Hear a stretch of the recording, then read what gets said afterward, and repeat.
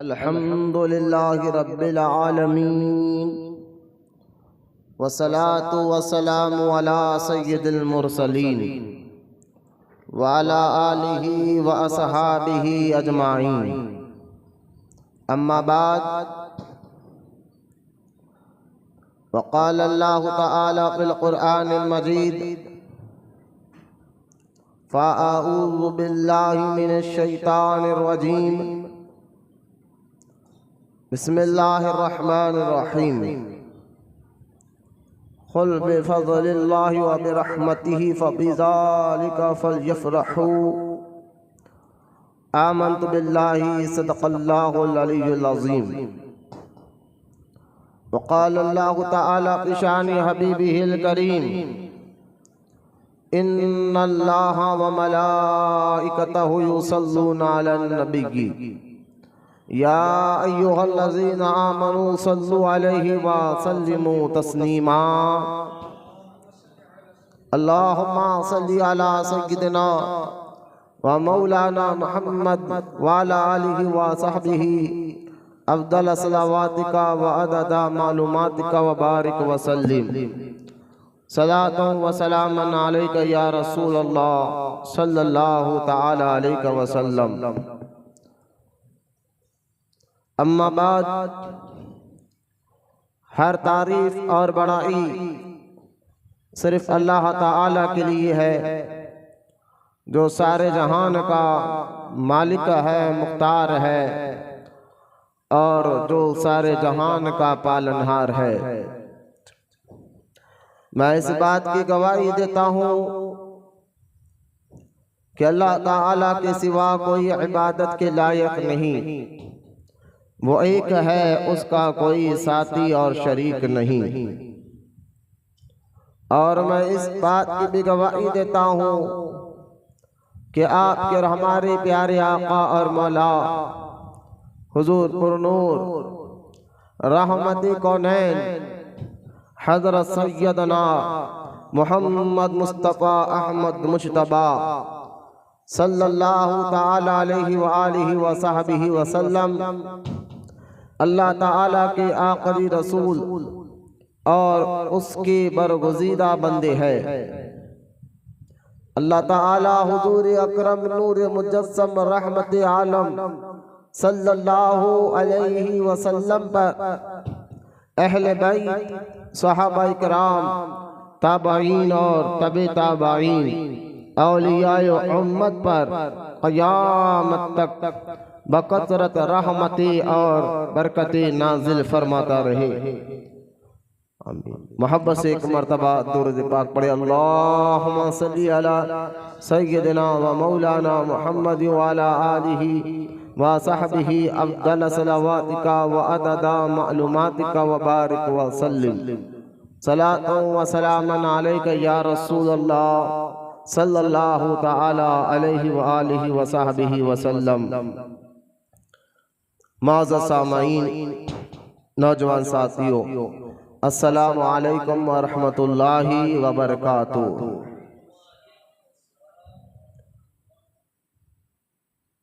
सबसे पहले आप तमाम को मुजाकिर फ़कीर की जानिब से बेखुसूस मिलादुन नबी सल्लल्लाहु अलैहि वसल्लम का ये मुबारक महीने की आमद है, इसकी मुबारकबादी पेश करता हूँ और अल्लाह ताला की बारगाह में दुआ करता हूँ अल्लाह ताला हम तमाम को हुजूर अलैहिस्सलातु वस्सलाम का सच्चा और पक्का आशिक बनाए और मरते दम तक हुजूर अलैहिस्सलातु वस्सलाम की मुकम्मल सीरत पाक सुन्नतों पर अमल करने की तौफीक अता फरमाए। तरीक़ अहले सुन्नत व जमाअत के मुताबिक सबसे पहले हम और आप प्यारे आका करीम रहमत कौनैन सल्लल्लाहु ताला अलैहि व आलिहि व सहबिहि व सल्लम की बारगाह अक़दस में दुरूद पाक पढ़ने की अहमियत और उसकी फजीलत को सुने। उसके बाद अपने उन्वान जो आज ईद मिलादुन नबी सल्लल्लाहु अलैहि वसल्लम की क्या दलील है, इस पर हमारा बयान होगा। हदीस पाक में आता है, सरकार मदीना अलैहिस्सलातु वस्सलाम ने इरशाद फरमाया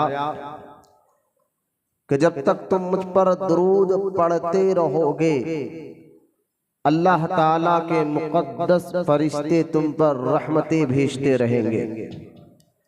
अब इसके बाद तुम्हारी मर्जी, कम पढ़ो या ज्यादा पढ़ो।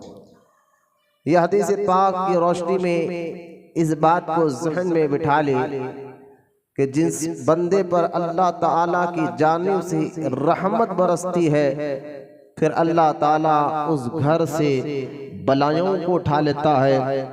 उस बंदे पर, जिस बंदे पर अल्लाह की रहमत बरसती है, तो समझ जाइए कि अल्लाह ताला उसके मुश्किलों को आसान कर देता है, परेशानियों को आसान कर देता है। रहमत का माना खुशी की भी है कि जब अल्लाह ताला रहमत भेजता अपने किसी बंदे पर, तो यकीनन उसके यहाँ खुशियाँ ही खुशियाँ आते रहते हैं। लिहाजा दुरूद पाक एक ऐसा वजीफा है जिसके पढ़ने से अल्लाह ताला के मुक़द्दस फरिश्ते अल्लाह के इज़्न, अल्लाह ताला के हुक्म से उस बंदे पर रहमतें भेजते रहते हैं। इसलिए प्यारे आका करीम रहमत कौनैन सल्लल्लाहु अलैहि वसल्लम ने क्या खूब फरमाया, जब तक तुम पढ़ते रहोगे तब तक अल्लाह के मुक़द्दस फरिश्ते तुम पर रहमत भेजते रहेंगे। अब इसके बाद यानी सुनने के बाद अब तुम्हारी मर्जी, कम पढ़ो या ज्यादा पढ़ो। लिहाजा इस हदीस पाक को ज़हन में रखते हुए हम दुरूद पाक, क्योंकि मिलादुन नबी का मुबारक महीना शुरू हो चुका है, तो मौलूद पाक का ये मुबारक महीना है, तो और ज्यादा हमें सरकार मदीना अलैहि सलात व सलाम की बारगाह अक़दस में दुरूद पाक पढ़ने की आदत बनाना चाहिए। दुरूद पढ़ने से अल्लाह ताला मुश्किलों को आसान फरमाता है। दुरूद पढ़ने वालों को अल्लाह ताला नेकी अता फरमाता है। दुरूद पढ़ने वालों की अल्लाह ताला गुनाहों को माफ फरमाता है। दुरूद पढ़ने वालों को अल्लाह ताला दुनिया में भी, कब्र में भी और इंशाअल्लाह ताला आखिरत में भी कामयाबी अता फरमाएगा। अल्लाह हम तमाम को कहने सुनने से ज्यादा अमल की तौफीक अता फरमाए। आइए मोहब्बत और अकीदत के साथ हम सब के प्यारे आका करीम रहमते कौनैन सल्लल्लाहु अलैहि वसल्लम की बारगाह अक़दस में झूमते हुए एक मर्तबा बा आवाज़ बुलंद दुरूद पाक का नजराना पेश करें। पढ़िए अल्लाहुम्मा सल्ली अला सय्यदना व मौलाना मुहम्मद व अला आलिहि व सहबिहि अफ़ज़ल सलावातिका व अदद मालूमातिका व बारिक व सल्लिम सलातन व सलामन अलैका या रसूलल्लाह सल्लल्लाहु तआला अलैका व सल्लम। दुरूद पाक की अहमियत और उसकी फजीलत पर बात होने के बाद आइए सबसे पहले हम और आप सरकार मदीना अलैहिस्सलातु वस्सलाम के ये मुबारक ईद मिलादुन नबी सल्लल्लाहु अलैहि वसल्लम क्यों मनाते हैं, मिलाद का मतलब क्या है और मिलादुन नबी को ईद क्यों कहा जाता है और इसमें होता क्या है, ये सारी बातें इंशाअल्लाह ताला कुरान और हदीस की रोशनी में हम आज समझने की कोशिश करेंगे। अल्लाह हम तमाम को कहने सुनने से ज़्यादा समझने, यकीन करने, उस पर अमल की तौफीक अता फरमाए। क्योंकि जैसा ही मिलादुन नबी का मुबारक महीना शुरू हो जाता है तो किसी के यहाँ खुशियाँ ही खुशियाँ होते हैं, तो कहीं पर ऐसे लोग भी आपको नज़र आते हैं जो गम मनाते हैं। गम और खुशी का मतलब क्या है? मिसाल के तौर पर किसी को कोई खुशी मिल गई तो वो खुश हो रहा है और सामने वाले को वो खुशी नहीं मिलती तो गम खा रहा है, गम में है, परेशान है। तो इसी तरह जो हुजूर अलैहिस्सलातु वस्सलाम के सच्चे गुलाम होते हैं वो हुजूर के मौलूद पाक का महीना जैसा आते हैं खुशियाँ मनाते हैं। वो समझ जाते हैं कि जैसे मेरे सरकार हैं ऐसा नहीं कोई, इसलिए वो खुशियाँ मनाते हैं। और हुजूर अलैहिस्सलातु वस्सलाम की विलादत मुबारका के वक्त जो है इब्लीस बहुत रोया था, हदीसों में आता है इब्लीस शैतान बहुत ज़्यादा रोया था, यहाँ तक कि उसके चिल्लाने से उसके शागिर्द, उसके चेले आस पास आकर कहने लगे, ऐ हमारे आका, आज तो इतना क्यों रोता है? तो इब्लीस रोते रोते कहता था कि आज शिर्क से बचाने वाला आ गया है, आज जो है अल्लाह के बंदों को अल्लाह से मिलाने वाला आ गया है। लिहाजा वो रो रहा था और उसने ताकीद की कि अब क़यामत तक मैं तुम्हें ये कहूँगा कि जो भी मिलाद मनाते हैं, हुजूर की आमद की खुशियाँ मनाते हैं, उनको वसवासा डालो और उनके कोई बताओ कि ये खुशी का महीना नहीं, माज़अल्लाह ये गम का महीना है, हुजूर इस दुनिया से तशरीफ लेकर गए हैं। इसलिए आज भी इब्लीस और उसके चेले गम मनाते हैं। लेकिन जो अल्लाह के हुक्म और अल्लाह के अता पर ये मानते हैं कि हुजूर सल्लल्लाहु ताला अलैहि वसल्लम जिस तरह ज़ाहिरी ज़िंदगी में दुनिया में तशरीफ फरमा थे, आज भी अपने क़ब्र मुबारक में उसी आन बान और शान के साथ जिंदा और सलामत है। वो जो ये अकीदा रखते हैं वो हुजूर की मिलाद ही मनाते हैं। क्या हुजूर अलैहिस्सलाम की वफ़ात मुबारक का दिन मनाए? क्योंकि हुजूर जिंदा है। लिहाजा आज का ये उन्वान ईद मिलादुन नबी के बहुत आसान उर्दू अहम फ़हम में इंशाअल्लाह ताला मैं आपको दलाइल पर बात करूँगा। पहले दलाइल पे बात करने से पहले आप सबसे पहले ये जान लीजिए कि हम इस्लाम को फॉलो करने वाले हैं। इस्लाम, दीन इस्लाम हमारा मज़हब है और इसी पर हम मर मिटते हैं और इसी को अपना सब कुछ मानते हैं। दीन इस्लाम क्या है? दीन इस्लाम वो चीज़ है कि कुरान पाक में अल्लाह ताला ने इरशाद फरमाया कि इन्नद्दीना इंदल्लाहिल इस्लाम, कि बेशक अल्लाह ताला के नज़दीक जो अल्लाह को पसंदीदा मज़हब है वो इस्लाम है। क्यों? यह आयत पाक कुरान पाक की मतलब क्या है कि अल्लाह जानता था कि इस दुनिया में बहुत से लोग अपने अपना इस्लाम, अपना अपना दीन मनाएंगे, माज़अल्लाह अपने अपने इस्लाम को मनाएंगे, अपने अपने मजहब पर चलेंगे। लिहाजा अल्लाह ताला ने कुरान पाक में वाज़ेह तौर पर फरमा दिया, अल्लाह के यहाँ जो पसंदीदा मजहब है ज़मीन पर दुनिया में वो इस्लाम है। ये कुरान पाक की आयत मुबारक का मैंने आपके सामने पढ़ने का शर्फ हासिल किया है। अब इस्लाम जो अल्लाह को पसंद है, दीन इस्लाम अल्लाह को पसंद है। अब इस्लाम है क्या, इसको आप समझिए। जब आप ये समझ गए दुनिया में मजहब इस्लाम अल्लाह को बहुत पसंद है, तो फिर इस्लाम है क्या? तो याद रखें, इस्लाम को समझना है तो दो चीजें आप ज़हन में बिठा लें, आपको इस्लाम समझ में आएगा। एक, इस्लाम समझने के लिए कुरान और हदीस को समझना होगा। कुरान हदीस के जरिए दीन समझ में आएगा, इस्लाम समझ में आ जाएगा। और दूसरा सबसे अहम और सबसे बुनियादी बात यह है कि इस्लाम आपके और हमारे प्यारे आका रहमते कौनैन सल्लल्लाहु अलैहि वसल्लम की सच्ची और पक्की गुलामी का नाम है। क्योंकि अगर एक बंदा कुरान पढ़ रहा है, हदीस पढ़ रहा है और ये कहता है कि मैं इस्लाम जानता हूँ, मैं दीन को जानता हूँ, ठीक है, उसने जरिया तो सही पकड़ा, लेकिन साथ ही साथ वो ये कहता है अल्लाह के रसूल अलैहिस्सलाम तो बिल्कुल एक आम हमारी तरह थे, वो आए और चले गए। इस तरह हुजूर अलैहिस्सलाम की शान में गुस्ताखी कराने का कुरान पढ़ रहा है, हदीस पढ़ रहा है, इसके बावजूद भी हुजूर से मोहब्बत नहीं, हुजूर का अदब नहीं, हुजूर अलैहिस्सलाम की इज्जत ताज़ीम नहीं, तो फिर ऐसे शख्स के इस्लाम को अल्लाह ताला कबूल नहीं फरमाता। ऐसे शख्स के ईमान को अल्लाह कबूल नहीं फरमाता। कई आयतें कुरान पाक में, अगर इस पे दलाइल बैठो तो काफी वक्त हो जाएगा। बस आपको समझाना ये चाहता हूँ कि इस्लाम क्या है, हुजूर की गुलामी का नाम है अलैहिस्सलाम। जो हुजूर का सच्चा पक्का आशिक और गुलाम हो जाता है, फिर उसको कुरान भी समझ में आता है और उसको हदीस भी समझ में आता है। और हुजूर अलैहिस्सलाम की गुलामी के बगैर बंदा अल्लाह को राजी कर ही नहीं सकता।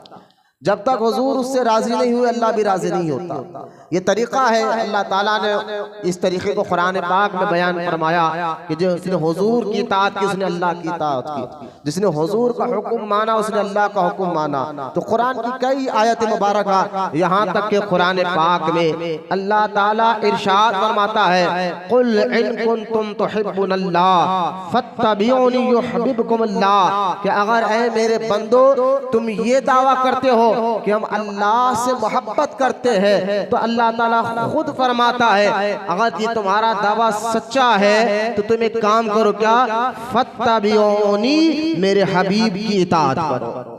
अल्लाह से मोहब्बत करने के सबूत क्या है? अगर कोई बंदा कहे मैं अल्लाह से मोहब्बत करता हूँ तो अल्लाह कहता है ठीक है, उसके दलील, उसका सबूत क्या है? वो हुजूर का सच्चा गुलाम होता है। हुजूर की गुलामी के बगैर अल्लाह राजी नहीं होता, मेरा ये दावा। आप जैसा कि देखिए हदीस पाक में आता है, अमीरुल मोमिनीन सैयदना उमर इब्न खत्ताब रज़ी अल्लाह तआला अन्हु एक मर्तबा आप हुजूर अलैहिस्सलातु वस्सलाम की बारगाह में तौरात जो मूसा अलैहिस्सलाम पर उतरी है, तौरात शरीफ, उसको लेकर आए और सरकार मदीना अलैहिस्सलातु वस्सलाम के सामने बैठकर तौरात पढ़ने लगे।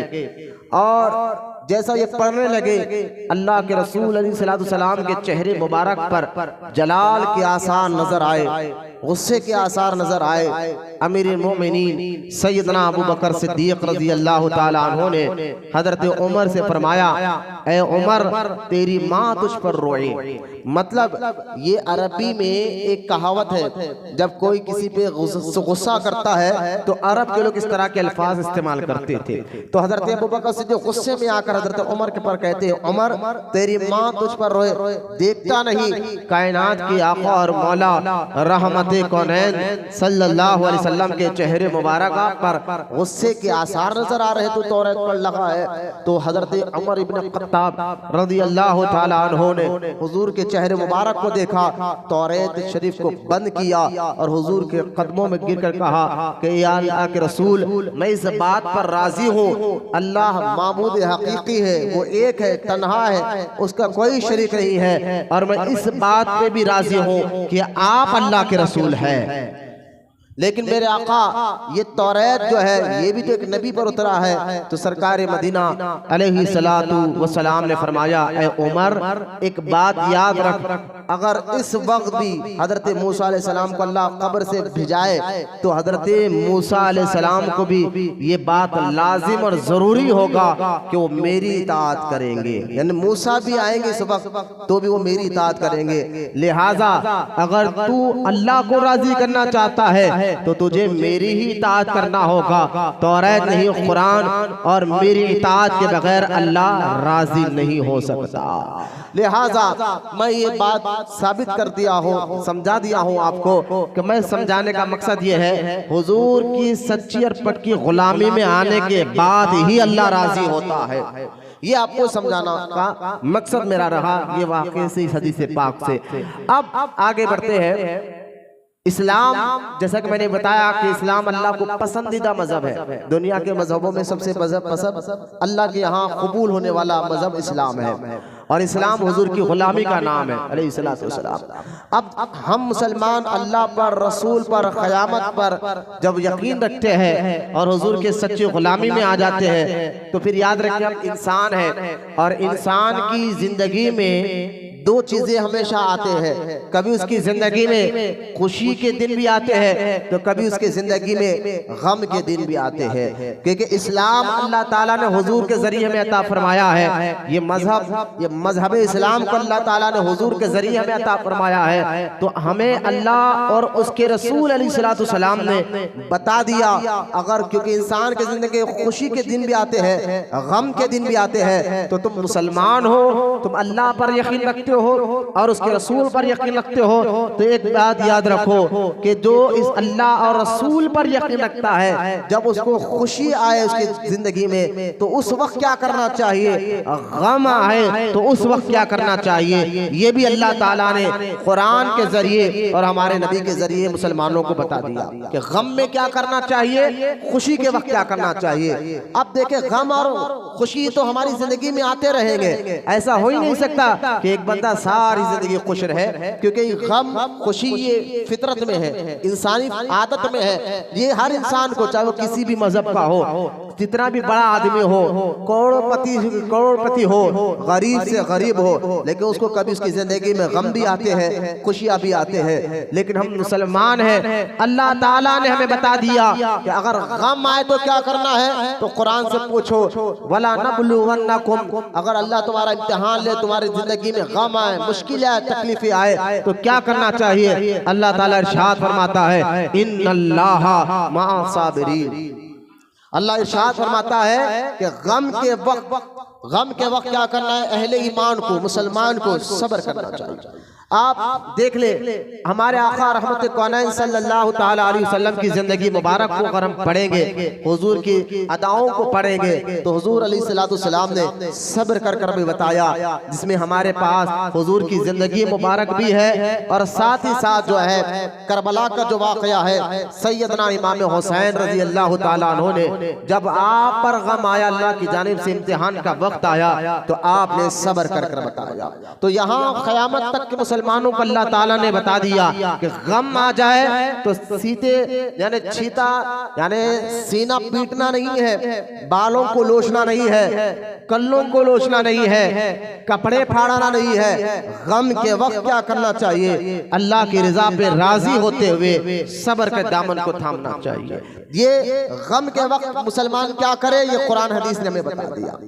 अब खुशी भी बंदे के पास आती है। हर लोग कोई खुशी में क्या करता है, तो कोई खुशी में नाचता है, गाता है और ना जाने म्यूजिक लगाता है, शराब पीता है, तमाम नाफरमान के काम, गंदे गंदे ऐसे काम जिससे अल्लाह नाराज होता है। खुशी के मौके पर ये सारे काम करना क्योंकि खुशी जो है ना, खुशी दो किस्म की होती है। एक खुशी तकब्बुर वाली होती है, खुश हो जाओ तो अपने जो मन में वो करो, और एक खुशी अल्लाह के शुक्र वाली होती है। दोनों में फर्क है। एक अपने मन चाहे खुशी का करना कि जो अपने दिल में आए वो काम करो, और दूसरा जो अल्लाह की रजा पर राजी होते हुए जो अल्लाह ने बताया कि खुशी कैसी मनाना है, ये भी अल्लाह ताला ने कुरान के जरिए में बताया।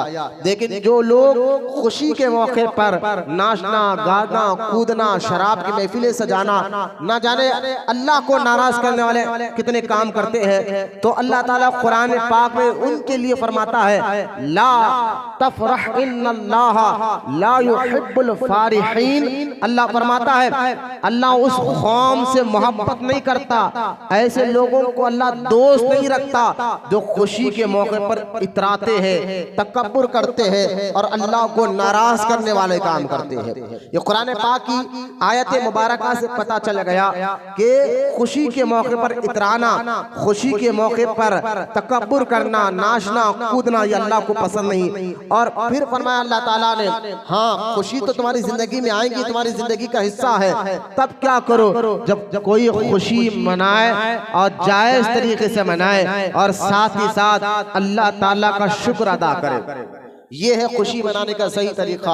या अल्लाह का शुक्रिया अदा करे, और शुक्राना अदा करते करते क्या करे, अल्लाह कुरान में फरमाता है अगर तुम शुक्रिया अदा करोगे, अल्लाह का शुक्र अदा करोगे, गरीबों यतीमों का ख्याल करोगे, अपनी खुशी में लोगों की मदद करते हुए अल्लाह का शुक्र अदा करोगे, तो अल्लाह फरमाता है हुवा खैरुम मिम्मा यजमाऊन। अल्लाह ताला खुशी मनाने वालों को उनके नेमत में और अजर फरमाता है और बढ़ा देता है। अब देखिए एक आयत में कहता है अल्लाह ताला तकब्बुर वालों को अल्लाह पसंद नहीं करता, इतराने वालों को अल्लाह पसंद नहीं करता। और दूसरी आयत में अल्लाह फरमाता है कि जो खुशी के मौके पर अल्लाह का शुक्र अदा करते हैं, तो अल्लाह फरमाता है हुआ खैरुम मिम्मा यजमाऊन। ऐसे लोगों को अल्लाह ताला उनकी नेमत में इजाफा कर देता है।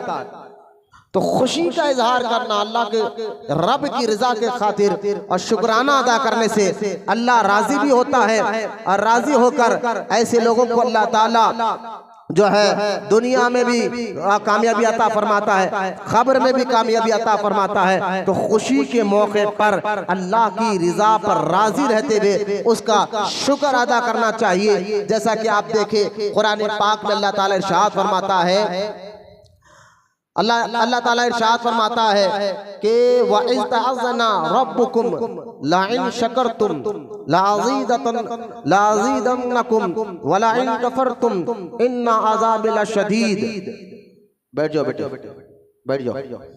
इसे कि गम के वक्त मुसलमान जो अल्लाह पर यकीन रखते हैं, क़यामत पर यकीन रखते हैं, वो क्या करें? तो कुरान में अल्लाह खुद फरमाता है जो यकीन रखते हैं अल्लाह पर वो तो मानेंगे इस बात को। हमको गैरों से मतलब भी नहीं है कि गम के वक्त वो सब्र करता है, ये कुरान में अल्लाह ने बयान फरमाया। और खुशी के वक्त क्या करे? तो खुशी के वक्त नाचना कूदना ये अल्लाह को नाराज करने वाले काम है। लेकिन जब अल्लाह का शुक्र अदा करते हो तो अल्लाह कुरान में फरमाता है वला इन कफरतुम इन्ना, अल्लाह कुरान में फरमाता वइज़ तअज़्ज़ना रब्बुकुम लाइन शकरतुम, अगर खुशी के मौके पर तुम अल्लाह का शुक्र अदा करोगे तो अल्लाह तुम्हारी नेमतों में इजाफा फरमा देगा, तुमको जो खुशी दी है ना उस खुशी में और इजाफा कर देगा।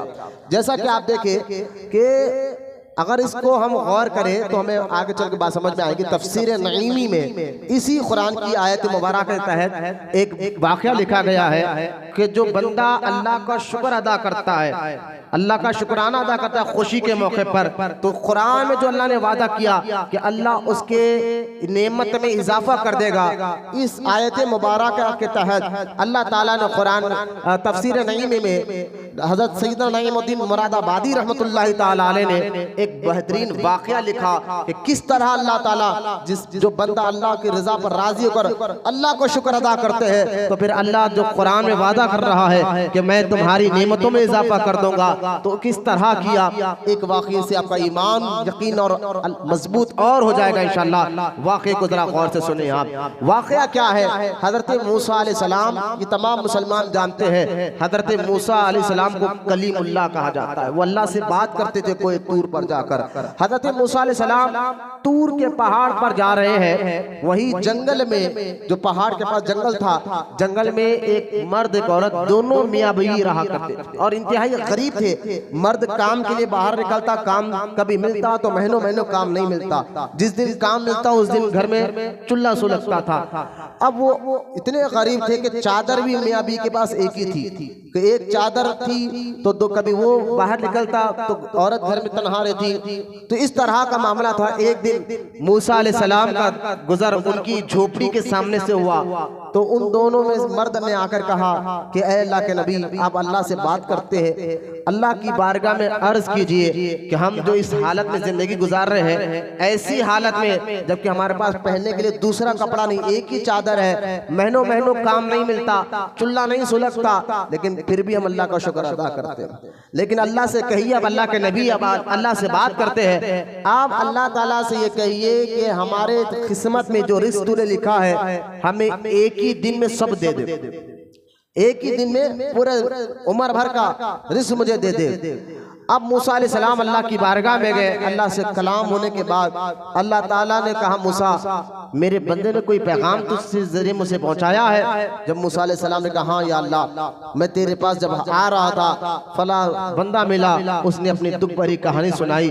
तो वो कहता है कि एक ही दिन में जितनी किस्मत में मकसूम में मेरे रिस्क लिखा गया है वो एक ही दिन में मुझे दे दिया जाए। अब अल्लाह ताला ने फरमाया मूसा अलैहिस्सलाम से, ऐ मूसा हमारा ये तरीका तो नहीं है, हम तकदीर जो लिख देते हैं उस तकदीर के मुताबिक ही बंदों को रिस्क अता फरमाते हैं, उस किस्मत के मुताबिक रिस्क अता फरमाते हैं। लेकिन मूसा अलैहिस्सलाम से अल्लाह ने फरमाया तू मेरा नबी है, तू मेरा रसूल है और मैं अपने महबूबों की बात को नहीं टालता। अब तूने कहा है तो उस जाकर उस गरीब को कह दो कल सुबह में उसके घर के पास जिंदगी भर जो वो कमाएगा, उसकी उम्र बड़ी है लेकिन सारी जिंदगी का रिस्क उसको एक ही दिन में अल्लाह ताला उसके घर के पास भेज देगा। अब ये आए मूसा अलैहिस्सलाम खबर देकर चले गए शहर की तरफ, और सुबह जब उस शख्स ने दरवाजा खोला देखा कि एक शख्स ने आकर उसके घर के बाहर कई किस्म के अनाज को लाकर रख दिया। अब दोनों मियाँ बीवी ने उस अनाज को लिया और अल्लाह का शुक्र अदा किया। अब कुरान में क्या कहता है अल्लाह ताला, ला इन शकरतुम, अल्लाह का शुक्र अदा करो फिर अल्लाह तुम्हारी नेमतों में इजाफा करेगा। अब उन्होंने शुक्रिया अदा किया और कर कर बीवी कहने लगी हम दो आदमी इतना अनाज इतना खाना क्या खा सकते हैं, लिहाजा एक काम करिए आप बाजार जाइए, यानी जो है ना शहर में जाइए, वहाँ जितने गरीब गौरबा यतीम लोग हैं उन सबको बुला कर आइए, उन सब की दावत है। वो शख्स गया और जाकर सारे मोहल्ले को बुला कर लाया जिसमें गरीब यतीम भी है। यहाँ तक कि उस आदमी ने अल्लाह के नबी मूसा अलैहिस्सलाम को भी दावत दी कि आप भी तशरीफ लाइए। हजरत अब सारे लोग आए, खाना खाकर चले गए। तो मूसा अलैहिस्सलाम ने कहा कि ए बंदे, अब तू क्या करेगा? तेरी सारी जिंदगी का रिज़्क़ अल्लाह ने एक ही वक्त भेज दिया था, तूने उठाकर भी नहीं रखा, सारा रिज़्क़ अल्लाह की राह में खिला दिया। तो उस आदमी ने कहा अल्लाह के नबी, मैं आपका ही गुलाम हूँ, बस मैं अल्लाह की रजा पर राजी हूँ और अल्लाह को राजी करने के लिए मैंने अपना सारा रिज़्क़ गरीबों यतीमों में खिलाया और इस बात पर मैं अल्लाह का शुक्र अदा भी करता हूँ। तो खैर मूसा अलैहिस्सलाम चले गए। अब दूसरे दिन फिर वही रिज़्क़ उस बंदे के घर के बाहर रखा हुआ था। अब ये रोजाना अल्लाह ताला की जानिब से एक फरिश्ता आता, उस घर के बाहर रिज़्क़ रखकर चला जाता। मामला चलता रहा और वो आदमी, वो दोनों मियाँ बीवी रोजाना गरीबों यतीमों को खाना खिलाते। धीरे धीरे पूरे मोहल्ले में, पूरे शहर में मशहूर हो गए कि यार इस बंदे के पास तो रोज दावत होती है, रोज ये गरीबों को खाना खिलाता है। तो आखिरकार मूसा अलैहिस्सलाम ने अल्लाह ताला की बारगाह में अर्ज की, या अल्लाह, तूने तो एक ही वक्त में उसको सारी जिंदगी का रिज़्क़ दे दिया था, लेकिन जो है अब रोजाना तेरे मुकद्दस फरिश्ते उसके घर के बाहर रिज़्क़ रख कर जाते, राज क्या है? तो मूसा अलैहिस्सलाम को अल्लाह ताला फरमाता है, मूसा, जब जमीन पर एक बंदा दूसरे बंदे से कारोबार करता है, तिजारत करता है, तो वो फायदा देता है। इस बंदे ने मुझसे तिजारत की है, मेरा माल मेरी राह में लुटा कर और मेरा ही शुक्र अदा करता है, मेरा माल मेरे राह में लुटाकर मेरा ही शुक्र अदा करता है। और मूसा, हमारा वादा है जो हमारा शुक्रिया अदा करता है, ला इन शकरतुम, हम उसकी नेमतों में और इजाफा कर देते हैं। ये है इस्लाम, ये है दीन, जो आपको कुरान हदीस के जरिए आपको समझ में आएगा कि गम क्या करना है, खुशी कैसे करना है। अब आप देखें, ये दोनों आयतें मैंने आपके सामने पढ़ के बताया कि गम के वक्त सब्र करे, खुशी के वक्त नाचना कूदना नहीं, अल्लाह का शुक्र अदा करे और जायज जगह काम पर माल खर्च करे। और क्योंकि जो खुशी के वक्त अल्लाह का शुक्र अदा करता है तो अल्लाह का वादा है, माज़अल्लाह कोई बंदे का नहीं कि वादा कर कर भूल जाए। वो आपके हमारे अंदर ऐसी आदतें होंगी, अल्लाह ऐसी आदतें हो तो हमारे अंदर से दूर करे। वादे को निभाना ये अल्लाह ताला ने सख्ती से, उसके रसूल ने हमें बताया है। किसी से अगर कोई सही काम का, सच्चे काम का वादा किया तो उसको निभाना भी पड़ता है। लिहाजा यहाँ अल्लाह ताला ने खुद वादा किया, ला इन शकरतुम, जो हमारे नेमत मिलने पर अल्लाह का शुक्र अदा करे, जो नेमत होने पर अल्लाह का शुक्र अदा करे तो अल्लाह ताला जो है उसके नेमतों में इजाफा फरमाता है। क्यों? क्योंकि कुरान पाक की जो आयत मैंने पढ़ी है जिसमें अल्लाह फरमाता है, कुल बिफज़लिल्लाहि व बिरहमती फबिज़ालिका फलयफ़रहू, अल्लाह का फजल और उसकी रहमत मिलने पर खुशी मनाओ, अल्लाह का फजल और उसकी रहमत मिलने पर खुशी मनाओ। अब याद रखें, खुशी का मतलब आप समझ गए कि खुशी एक शुक्राने की होती है, तकब्बुराने की होती है। और शुक्राने वाली खुशी अल्लाह को बड़ा पसंद है और उससे उस बंदे से अल्लाह राजी होता है। अब खुशी भी कई किस्म की होती है। किसी को कोई खुशी मिलती है तो उस खुशी मिलने से, जिसको खुशी मिल रही है, सिर्फ वो एक बंदा खुश होता है। मिसाल के तरह एक बंदे के पेट में बहुत दिन दर्द था और अल्लाह अचानक उसको शिफा दे दे, तो उसको खुशी का अंदाजा कोई नहीं कर सकता। वो खुद कितना खुश है कि यार अल्लाह ने मुझे सेहत अता फरमा दी। और अगर कई मामला ऐसा हो जाए कि औलाद नहीं थी, अल्लाह औलाद अता फरमा दे, तो माँ बाप के साथ साथ दनियाल ददियाल खुशियां मनाते हैं। यार कई वर्षों से औलाद नहीं थी, अल्लाह ने औलाद अता फरमाई है, माँ बाप भी खुश है, बच्चे के दनियाल ददियाल के लोग भी खुशी है।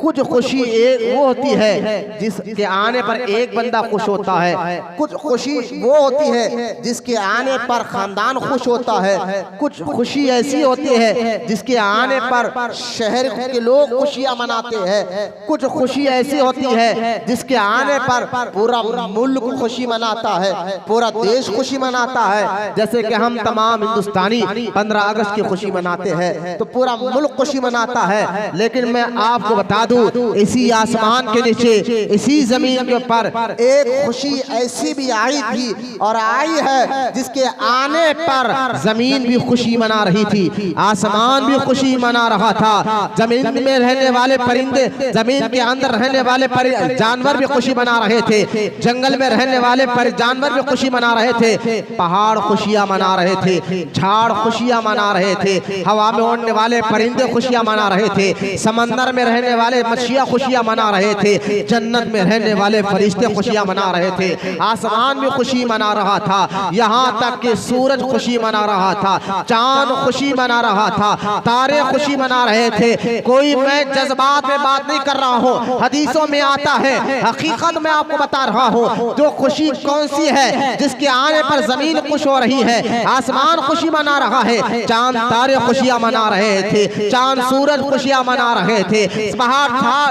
और झाड़ खुशियां मना रहे थे, जानवर खुशियां मना रहे थे, समंदर खुशियां मना रहे थे। अरे यहाँ तक के जिन्नात भी खुशियां मना रहे थे, इंसान भी खुशी मना रहे थे। आप गौर करें, वो खुशी कोई और नहीं, हमारे और प्यारे आका रहमते कौनैन सल्लल्लाहु अलैहि वसल्लम की विलादत की खुशी है। जब हुजूर जमीन पर तशरीफ लेकर आए तो सारी कायनात, खुद अल्लाह ताला भी खुशी मना रहा था, सारी कायनात में खुशी है। ये हदीस, कोई मैं जज्बाती बात नहीं कर रहा हूँ कि मौलाना जज्बात में ये बोल रहे होंगे ना, बल्कि हदीसों में आता है जानवर एक दूसरे को मुबारकबादी दे रहे थे, मुबारक हो कमली वाले आका तशरीफ लेकर आए हैं। जानवर एक दूसरे को मुबारकबादी दे रहे थे, तारे हुजूर का सदका लेने हुजूर की माँ के घर के करीब आ गए थे। बीबी आमीना कहती है, जब मैंने आँख खोली तो देखा कि तारे मेरे इतने करीब आ गए थे, हाथ उठाती तो तारे लग जाते, हाथ उठाती तो तारे लग जाते। तारे खुशियां मना रहे हैं, चांद और सूरज खुशियां मना रहे हैं। यहाँ तक कि अल्लाह ताला ने जब हमारे नबी को दुनिया में भेजना चाहा तो जिब्रील अलैहिस्सलाम को बुलाकर अल्लाह ताला ने फरमाया था कि जिब्रील अलैहिस्सलाम से, क्या जिब्रील आप दोज़ख के दरवाजे बंद कर दो, जन्नत तो सजी हुई है उसको और सजाओ, जन्नत सजी हुई है लेकिन उसको और सजाओ, सूरज की रोशनी को और बढ़ा दो, सूरज की रोशनी में, और उसमें खबरदार जिब्रील, सूरज की रोशनी बढ़ती है तो टेम्परेचर बढ़ जाता है, जमीन पर रहने वाले लोग पर गर्मी की शिद्दत हो जाती है, लिहाजा ऐसी गर्मी नहीं, ये सूरज को रोशन तो करो लेकिन उसमें गर्मी ना रहे, उसमें गर्मी ना रहे। चांद की रोशनी को बढ़ा दो, तारों की रोशनी को बढ़ा दो, जन्नत को सजा दो, जमीन पर रहने वाली मखलूक में ऐलान कर दो, और तमाम इस वक्त जितने औरतें हैं और जो हमल से है, अल्लाह कहता है हर औरत को मैं बेटा ही अता फरमाऊंगा। जिब्रील अलैहिस्सलाम ने अल्लाह की बारगाह में अर्ज की थी, या अल्लाह कि क़यामत आने वाली है, तो जन्नत को सजाने का हुक्म दे रहा है और दोज़ख को बंद करने का हुक्म दे रहा है, सूरज की रोशनी को बढ़ाने का हुक्म रहा है, चांद और तारों की रोशनी को बढ़ाने का हुक्म दे रहा है। क्या मेरे मौला तू नाराज हो गया है कि क़यामत आने वाली है? तो अल्लाह ताला ने फरमाना, आना जिब्रील, बल्कि मैं अपने महबूब, अपने हबीब को दुनिया में भेज रहा हूँ। ये खुशी मनाना, गौर करें आप कि ये खुद अल्लाह ताला ने हदीस पाक में आता है कि फरिश्तों से कहकर जन्नत को सजाने लगाया था, सूरज की रोशनी को बढ़ा दिया था, जब सारी कायनात खुशी मना रही थी। हदीस पाक में आता है एक शख्स चिल्ला चिल्ला कर रो रहा था, अल्लाह अल्लाह कर रो रहा था। फरिश्ते देखते हो कौन था? वो इब्लीस था। हाँ, ये हदीस पाक में आता है, इब्लीस रो रहा था। अब इतना रोया कि खुद इब्लीस के शागिर्द आ गए, कहा मेरे आका आज क्यों इतना रो रहे हो? कहा कि आज ही के दिन जो है, यानी मिलादुन नबी का मुबारक दिन है, कि आज ही के दिन वो आका दुनिया में तशरीफ लेकर आया है, जिसके आने के बाद अब बंदे अल्लाह से मोहब्बत करने लग जाएंगे, जिसके जरिए से लोगों को अल्लाह की मारिफत और जिसके जरिए से बंदों को अल्लाह की पहचान मिलेगी, और बंदे बुतों के सामने छोड़कर उस रब की बारगाह में सजदा रेज़ हो जाएंगे। वो मदीने वाले आका आ गए हैं। अब इब्लीस के चेले कहते हैं आका हमें क्या करना चाहिए? तो तुम जाओ और लोगों के जहन में वसवसे डाल दो, ख्यालात डाल दो कि अब मिलाद क्यों करते हो, जश्न क्यों मनाते हो, ईद मिलादुन नबी ऐसी कोई चीज नहीं है, ताकि उनकी तुम्हारे वसवसे डालने से, क्योंकि शैतान वसवसे डालते हैं, जहनों में ये वसवसे डालते हैं। कुरान नहीं पढ़ा आपने? मिनल जिन्नति वन नास। अल्लाह कुरान में क्या फरमाता है? अल्लज़ी युवस्विसु फी सुदूरिन नास मिनल जिन्नति वन नास। बोले मोहम्मद सुभान अल्लाह। अल्लज़ी युवस्विसु फी सुदूरिन नास मिनल जिन्नति वन नास। वसवसे डालने वाले जिन्नात भी होते हैं और इंसान भी होते हैं। तुम्हारे दिल में आके वसवसा डाल दिया, अरे भाई तुम अंगूठे क्यों चुभ रहे हो? वसवसा डाल दिया।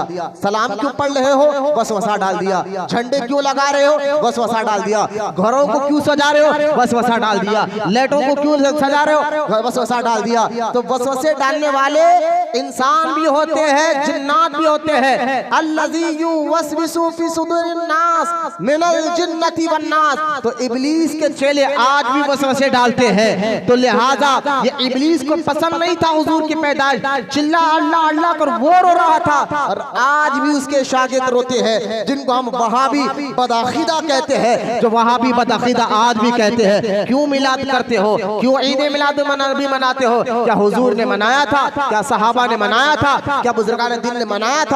इस तरह के वसवसे डालकर आज भी इब्लीस के चोरे रो रहे थे। एक और याद रखिए आप, हदीस पाक में आता है जब इब्लीस रो रहा था ना, हमारे नबी जब पैदा हुए रो इब्लीस रहा था। गौर करने की बात है, पूरी कायनात खुशी मना रही थी। गौर करने की बात है, जानवर खुशी मना रहे थे और इंसान तो इंसान, जिन्नात जो पाक जिन्नात वो खुशियां मना रहे थे। एक जो था इब्लीस वो रो रहा था। तो जिब्रील अलैहिस्सलाम अल्लाह के मुकद्दस फरिश्ते उसके पास गए, कहा सारी कायनात खुशी मना रही है, तू क्यों रोता है? तो इब्लीस कहने लगा ऐ जिब्रील, आज तो नबियों का सरदार दुनिया में आ गया है, शिर्क से बचाकर अल्लाह की पहचान देने वाला दुनिया में आ गया है, लिहाजा इसके आने पर मैं रो रहा हूँ। तो अब जिब्रील अलैहिस्सलाम ने क्या किया? एक ठोकर उसको मारी इब्लीस को, एक लात मारा। जैसा ही मारना था इब्लीस मगरिब से मशरिक में जाके गिरा। ये मगरिब है, ये मशरिक है, मगरिब से मशरिक में जाके गिरा। जिब्रील अलैहिस्सलाम ने बता दिया आज के बाद तुम जब भी अपने घर को सजाओ, मोहल्लों को सजाओ, ईद की खुशी मनाओ, ईद मिलादुन नबी की, अगर तुम्हें कोई आकर कहे ये क्या कर रहे हो तो समझ जाओ कि ये इब्लीस का शागिर्द है और उसको ठोकर मारो और अपना काम जो करना है जारी करो। ये मैं आपको जज्बात में नहीं, सारी बात में रुक रुक कर आपको हदीसें आपको सुना रहा हो। तो खैर आइए, खुशी के बारे में जब आप समझ गए कि ये सारी कायनात खुशियां मना रही थी सिवाय इब्लीस के, इसीलिए किसी कहने वाले ने क्या खूब कहा, निसार तेरी चहल पहल पर हजारों ईदे रबीउल अव्वल, निसार तेरी चहल पहल पर हजारों ईदे रबीउल अव्वल, सिवाय इब्लीस के जहां में सभी तो खुशियां मना रहे हैं। अब देखे, खुशी मनाना ये अल्लाह की सुन्नत है। हुजूर की मिलाद पर खुशी मनाना किसकी सुन्नत है? सब मिलकर भाई, किसकी सुन्नत? यानी अल्लाह का तरीका है। मैंने अभी आपको हदीस से बताया, जो है ना खसाइसुल कुबरा किताब का नाम है हदीस की, लिखने वाले इमाम जलालुद्दीन सुयूती शाफई रहमतुल्लाहि ताला अलैह, आज से 600 साल पहले उन्होंने किताब लिखी, आज और कल की किताब नहीं है। इनकी एक किताब में हदीस पाक मौजूद है कि अल्लाह ने सूरज की रोशनी को बढ़ा दिया, चांद की रोशनी को बढ़ा दिया था, तारों की रोशनी को बढ़ा दिया था, जमीन पर अल्लाह ने जन्नती हवाओं को पेश किया था। ये सारी बातें मौजूद है। तो पता क्या चला, हुजूर की मिलाद के वक्त खुशी का मनाना अल्लाह की सुन्नत रही, रब की सुन्नत रही है। तो सुन्नत की अगर हम देखें, सुन्नत जो है 5 तरीकों की सुन्नत होती है। कितने 5 तरीके की सुन्नत है। अभी मैंने समझ सुन्नत का मतलब क्या, तरीका। अब 5 तरीके ऐसे हैं जिसको हम सुन्नत कहते हैं। वो 5 सुन्नतें क्या है? एक अल्लाह की सुन्नत, यानी अल्लाह ने कोई काम तरीका बता दिया कि ये करते रहो। एक रब की सुन्नत, और दूसरा सारे नबियों की सुन्नत। सारे नबियों की सुन्नत क्या है कि बालों दाढ़ी, हर नबी की दाढ़ी बड़ी हुई थी, और वो मूछे तराशाते थे, एक दो। ये सारे नबियों की सुन्नत, बगल के बाल साफ करना और शर्मगाह के बाल साफ करना, दाढ़ी को बढ़ाना, मूछे साफ, मूछों को पश देना, छोटी करना, ये सारे नबियों की सुन्नत है। तो एक रब की सुन्नत, दूसरे सारे नबियों की सुन्नत, और तीसरे सारे नबियों के सरदार हमारे प्यारे आका की सुन्नत सल्लल्लाहु अलैहि वसल्लम। वो जैसा कि हुजूर अलैहिस्सलाम की सुन्नत क्या है कि बड़ों पर शफकत करना, छोटों पर रहम करना, सलाम में पहल करना, जो देखिए उसको पहले सलाम करना, ये हुजूर की सुन्नत है अलैहिस्सलाम। ये दूसरा। और चौथा क्या है? तमाम सहाबा की सुन्नत, सहाबा इकराम की सुन्नत। और पांचवा मुसलमानों का तरीका। बरसों से कोई मुसलमान कोई काम करते हुए आए हैं, ये मुसलमानों का तरीका, मुसलमानों की सुन्नत। अब देखिए 5 सुन्नतें, रब की सुन्नत, सारे नबियों की सुन्नत, हमारे आका अलैहिस्सलाम की सुन्नत, सहाबा की सुन्नत और सारे मुसलमानों की सुन्नत। ये 5 की किस्म की सुन्नतें हैं। और हुजूर की मिलाद यानी ईदे मिलादुन नबी, ये 5 तरीकों से भी साबित है। यानी अल्लाह ने भी हुजूर की मिलादत की खुशी मनाई। सारे नबियों भी हुजूर की आमद का जिक्र करते रहे, सारे नबी भी। खुद हुजूर अलैहिस्सलाम ने भी पीर के दिन रोजा रखकर जब पूछा, या रसूल अल्लाह, हर पीर को आप क्यों रोजा रखते हैं? फरमाया मैं इस दिन पैदा हुआ था, मैं इस दिन पैदा हुआ था। हुजूर ने रोजा रखकर अपनी मिलाद की खुशी मनाई। और देखे सहाबा इकराम तो हम जैसे खुशी मनाते हैं ना, जैसा कि स्टेज सजा दिया, लाइटिंग लगा दिया, किसी आलिम को बुला दिया, तकरीर को सुन लिया, ये हमारा तरीका रहा है। सहाबा इकराम मैदान जिहाद में हुजूर की मिलाद की खुशी मनाते। जब भी सहाबा किसी जंग में जाते, अल्लाह के दुश्मनों से लड़ने के लिए जाते, तो जंग शुरू होने से पहले मैदान में जब सामने दुश्मन होते, इधर सहाबा होते, तो सहाबा पहले तकरीर करते थे। उस तकरीर में क्या बोलते थे सहाबा के लोगों, जो नबी आकर हमें दीन बताया है, वो नबी 12 रबीउल अव्वल को मक्के में पैदा हुआ था, उसको अल्लाह ने ऐसी शान अता फरमाई, अजमत अता फरमाई है। सहाबा पहले हुजूर की मिलाद का जिक्र करते हैं ताकि सामने वाले बात को सुन के एक्सेप्ट कर ले। अगर वो बात नहीं सुनते तो फिर उसके बाद जंग करते थे। तो सहाबा इकराम हुजूर की मिलाद, जो लोग कहते हैं ना वहाबी कि क्या सहाबा ने मिलाद मनाया था, मैंने कहा सहाबा खुद मैदान जिहाद में हुजूर की मिलाद का जिक्र करते थे। ये तरीका था सहाबा का। अब रहा मुसलमानों का तरीका, मैंने कहा मुसलमान तो बरसों से मिलादुन नबी, आप देखे सहाबा के बाद ताबईन के दौर को देखे, बरसों से मुसलमान जो है मिलाद मनाते हुए आ रहे हैं। बोले मोहब्बत से सुभान अल्लाह। अब मैं एक एक चीज को रोक कर, क्योंकि वक्त बहुत करीब आ गया है, और अपनी थकान को, सुस्ती को, काहली को दूर करते हुए मेरी बात सुने। मैं अगर कोई वहाबी आपको ये कहे, बयान रिकॉर्ड भी होता है, कोई वहाबी ये कहे ये क्या मुसलमानों का भी कोई तरीका होता है? मैंने कहा मुसलमान जो बरसों से जो काम करते हुए आए हैं, उस तरीके को अल्लाह पसंद करता है। बोलो ना मोहम्मद। मुसलमान कोई बरसों से काम करते हुए आए हैं, उस काम को अल्लाह पसंद करता है। बरसों से मुसलमान सहाबा, ताबईन और ताबईन से दीन को सीखकर बरसों से मुसलमान अल्लाह की बारगाह में वसीला पेश करते हैं। ये बरसों से तरीका रहा, आज के मुसलमानों का नहीं। वसीले से दुआ मांगना, जो वहाबी शिर्क कहते हैं, बिदअत कहते हैं, ये आज के दौर में कहा जा रहा है। पिछले दौर के मुसलमानों को देखो तो वो मुसलमान अल्लाह की बारगाह में वसीला देकर दुआ करते थे।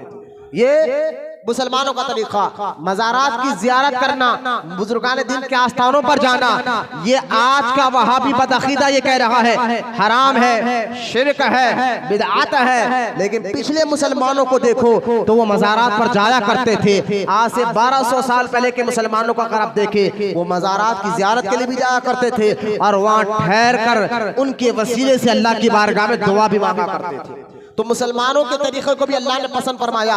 कोई अगर वहाबी कहे ये क्या तुम कह रहे हो, कुरान पे चलो। कोई मुझके वहाबी आगे कहने लगा भाई हम कुरान की मानते। मैंने कहा ठीक है भाई, कुरान ही की मानो।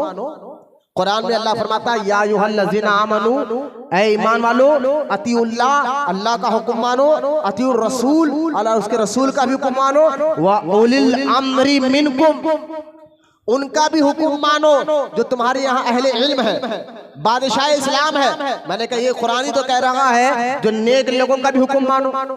ये भी तो कुरान की आयत है ना। नहीं हम कुरान की माने गए। मैंने कहा अच्छा, फिर अल्लाह ताला कुरान में कहता है इहदिना सिरातल मुस्तकीम, अल्लाह चला सीधा रास्ता, सिरातल लजीना अनअमता अलैहिम, मतलब क्या है? अल्लाह कहता है मुझ तक पहुंचना है तो मेरे इनामी याफ्ता बंदों के पास आओ।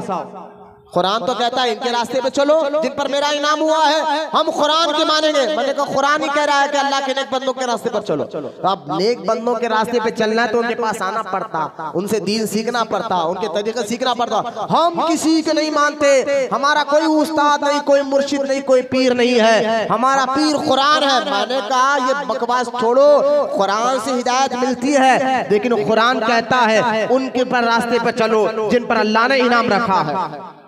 अरे हिदायत मिलना है तो अल्लाह के नेक बंदों के रास्ते पे आना है। आइए मैं एक और आयत मुबारक जो कुरान के अल्लाह ताला कुरान में फरमाता है सूरह निसा में, और सूरह निसा आयत नंबर 115 अल्लाह ताला इरशाद फरमाता है, गौर से सुनिए आप, अल्लाह इरशाद फरमाता है वमन युशाक़िक़िर रसूल मिन बादि मा तबय्यना लहुल हुदा वयत्तबि गैर सबीलिल मुमिनीन। अल्लाह फरमाता है जो लोग रसूल के खिलाफ काम करे या अल्लाह के रसूल के खिलाफ काम करे, बात उसके कि रसूल आए, तुम्हें दीन बता दिया, कुरान बता दिया, इस्लाम बता दिया, फिर भी तुम रसूल के खिलाफ काम करो, उनकी इताअत ना करो, बात इसके कि तुम पर हक क्या है बता दिया गया, हुजूर के जरिए हक रास्ता क्या है बता दिया गया, फिर भी तुम उस रसूल की इताअत नहीं करते, जबकि तुम्हारे सामने हक का रास्ता खुल चुका और तुम लोग मुसलमानों की राह से भटकते हो।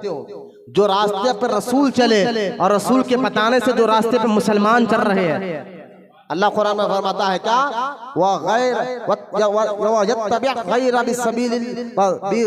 सबीलिल मोमिनीन, जो मुसलमानों के रास्ते से हटकर दूसरा रास्ता बताए, जो मुसलमानों से एक रसूल के रास्ते से और जो मुसलमान वो रसूल की इताअत करते करते रास्ता बता रहे हैं, तो रसूल और मुसलमानों के रास्ते से जो हट जाते हैं तो अल्लाह फरमाता है नुवल्लिही मा तवल्ला व नुस्लिही जहन्नम। ऐसे लोगों को ही जो मुसलमानों से रास्ता हटकर सारे मुसलमान मिलाद कर रहे हैं। आज के कुछ चिंदी चोर मुसलमान जो अपने आप को माज़अल्लाह मुसलमान कह रहे हैं, वो मुसलमान है भी नहीं। वो कहते हैं कि नबी मिलाद तो करना कहीं नहीं लिखा हुआ नहीं है, कुरान में लिखा हुआ नहीं है, हदीस में लिखा हुआ नहीं है। मैंने कहा 1200 साल से मुसलमान मिलाद करते हुए आ रहे हैं, 1200 साल से मुसलमान हुजूर की मिलाद करते भी आ रहे हैं, और तुम आज के चंद मुट्ठी भर कहते हो बदाखिदा वहाबियों कि हमें तो कुरान में मिलाद मिला नहीं, तुम मुसलमानों के रास्ते से अटकते हो। क्यों? कि जो 1200 साल से मुसलमान मिलाद करते आ रहे वो सबके सब गलत थे, दीन उन्होंने नहीं समझा जो आज तुम समझ रहे हो। पहले एक बात याद रखें, इस्लाम आकर 1400 साल हुआ है, 1400 साल में सहाबा के बाद क्या आज तक कोई ऐसा मुसलमान नहीं हुआ जो दीन को ना समझे? ऐसा हो सकता है? ऐसा होना मुमकिन ही नहीं, ऐसा हो ही नहीं सकता कि 1400 साल इस्लाम हो गया और आके और आज तक मुसलमान अपने आप को मुसलमान कहने वाले कहे कि मिलाद करना चाहिए नहीं करना चाहिए। दूसरा कहता है यार तुम्हारा इस्लाम तुम्हारा दीन आकर 1400 साल आ गया और आज तुम इस बात पर तुम लड़ रहे हो, आज तक तो इस बात पर बहस कर रहे हो कि मिलाद करना चाहिए नहीं करना चाहिए। मैंने कहा कि तुम वहाबियों तुम वसवसे डाल रहे हो नौजवानों के जहनों में, वरना अल्लाह कुरान में कहता है उनके रास्ते पर चलो जो मुसलमानों का रास्ता है। तो मुसलमान तो 1300 साल से मिलाद करते हुए आ रहे हैं, आज गलत कैसे हो सकता है? आज वो चीज गलत कैसे हो सकती है? तो मुसलमान, मैं इसलिए आपको कह रहा हूँ जो रास्ता मुसलमानों का है, बोलना सुभान अल्लाह, उस रास्ते पर चलो। मिलाद गौसे आजम ने भी बनाया है, मिलाद गरीब नवाज ने भी बनाया है, मिलाद सहाबा ने भी बनाया है, ताबईन ने भी बनाया है, खुद मिलाद की खुशी खुद हमारे नबी ने भी बनाया अलैहिस्सलाम।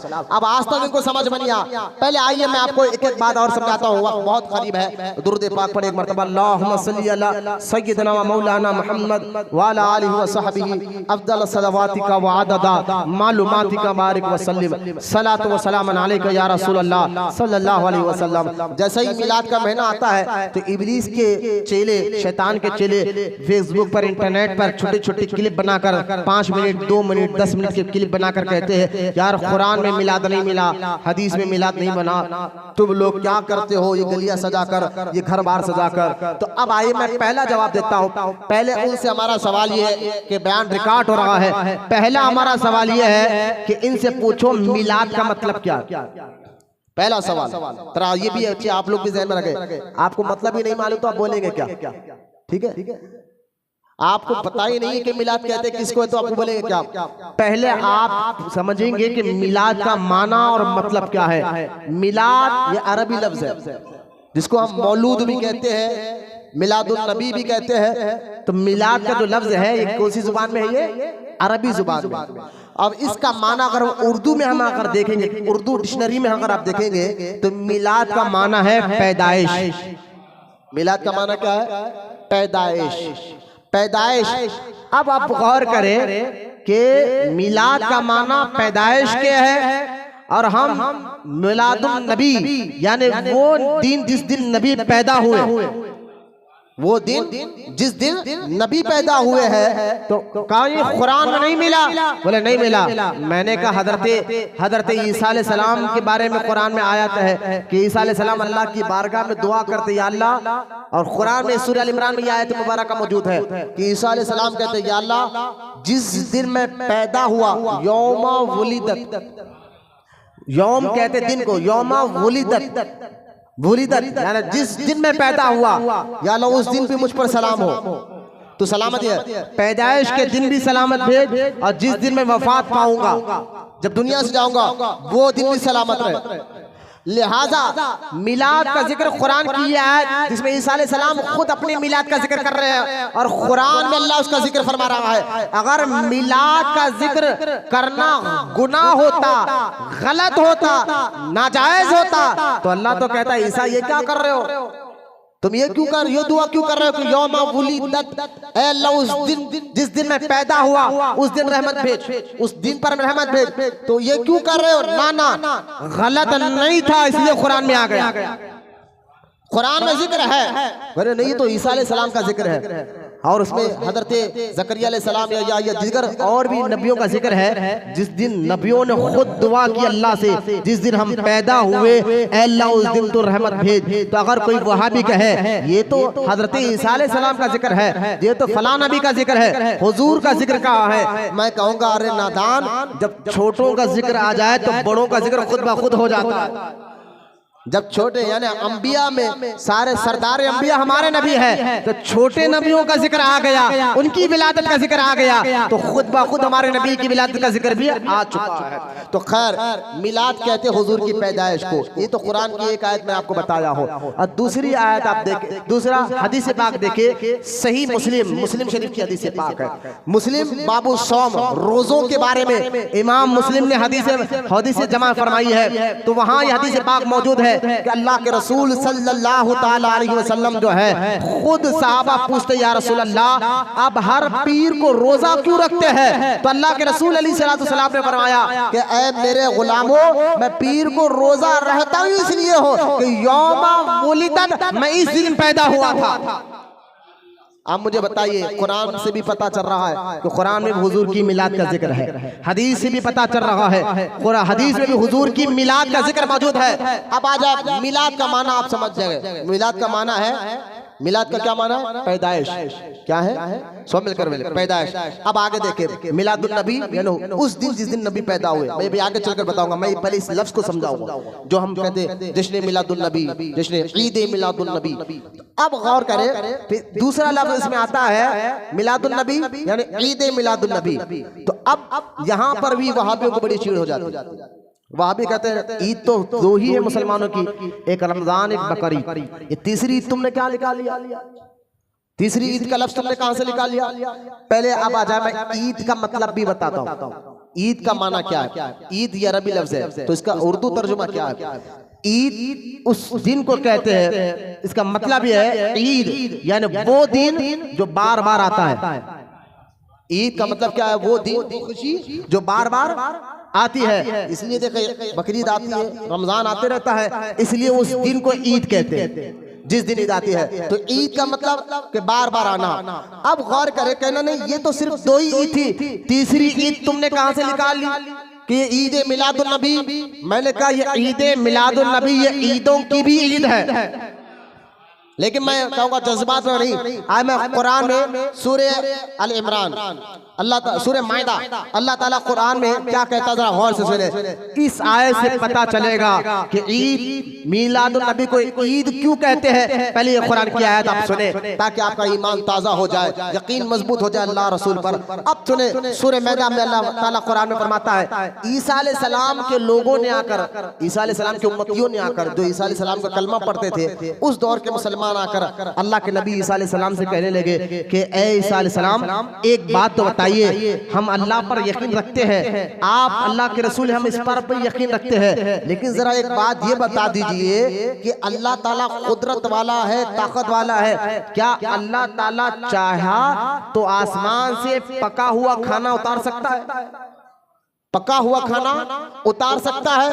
ये ईसा अलैहिस्सलाम के कलमा पढ़ने वालों ने ईसा अलैहिस्सलाम से आकर कहा। ईसा अलैहिस्सलाम ने कहा, मेरे गुलामों, अल्लाह पर यकीन रखो, वो कुदरत वाला है, वो ताकत वाला है, वो जो चाहे कर सकता है। यकीन अगर वो चाहे तो आसमान से पका हुआ खाना उतार सकता है। तो वो उनके गुलाम करने लगे, अल्लाह के नबी, हम अल्लाह पर यकीन रखते हैं, हमें कोई शक नहीं है, लेकिन फिर भी हम चाहते कि अल्लाह वो खाना उतारे और हम अपनी आंखों से देखें, हम आंखों से देखकर हमारा यकीन और मजबूत हो जाए, हमारा यकीन और मजबूत हो जाए। अब अपने गुलामों से कहने पर ईसा अलैहिस्सलाम ने अल्लाह की बारगाह में दुआ की, और उस दुआ का जिक्र अल्लाह ने कुरान में पैदा फरमाया। कुरान में सूरह माइदा, ये सूरह माइदा, माइदा कहते ही दस्तरखान को, दस्तरखान को अरबी में, दस्तरखान को अरबी में मैदा कहते हैं। अब देखिए सूरह मैदा में अल्लाह फरमाता है कि ईसा अलैहिस्सलाम ने क्या किया, क़ाला ईसा इब्नु मरियम अल्लाहुम्मा रब्बना अनज़िल अलैना माइदतन मिनस समाई तकूनु लना ईदा। लफ्ज आया ईद का, यह लफ्ज गौर करें आप, कुरान की आयत में ईद का लफ्ज आ रहा है ना। क्या कहा ईसा अलैहिस्सलाम ने, रब्बना अनज़िल अलैना माइदतन मिनस समाई तकूनु लना ईदा। ईदा तो इसलिए देखिए ईद का लफ्ज कुरान में आ गया। मैं इसलिए अक्सर लोग मुझसे आ गए थे, हज़रत वो गैर मुसलमानों की ईद है, मैंने कहा ईद मत को, ईद सिर्फ, क्योंकि ईद का लफ्ज कुरान है। तिहार को हो का मजहबी प्रोग्राम को, लेकिन ईद मत को हम कहते हैं। अब गौर करें यार, इस आयत मुबारका में ईसा अलैहिस्सलाम ने दुआ किया, अल्लाह दस्तरखान भेज, दस्तरखान को उतार। तो अल्लाह ताला ने नबी की दुआ को सुनकर आसमान से पका हुआ खाना भेजा। बोलो ना सुभान अल्लाह। अल्लाह की ताकत कुदरत पे ज़हन में लाकर बोले सुभान अल्लाह। अब देखिए पका हुआ खाना भेजा, तो ईसा अलैहिस्सलाम ने क्या कहा, ऐ अल्लाह भेज अल्लाह अपनी तरफ से नेमत को, दस्तरखान को। क्यों कि अल्लाह पर ईसा अलैहिस्सलाम कहते हैं कि तकूनु लना ईदल लिल अव्वलीना व आखरीना व आयतन मिन। अल्लाह ईसा अलैहिस्सलाम कहते हैं अल्लाह दस्तरखान भेज ताकि हमारे लिए आज का ईद का दिन हो जाए और आने वाले लोगों के लिए भी ईद का दिन हो जाए।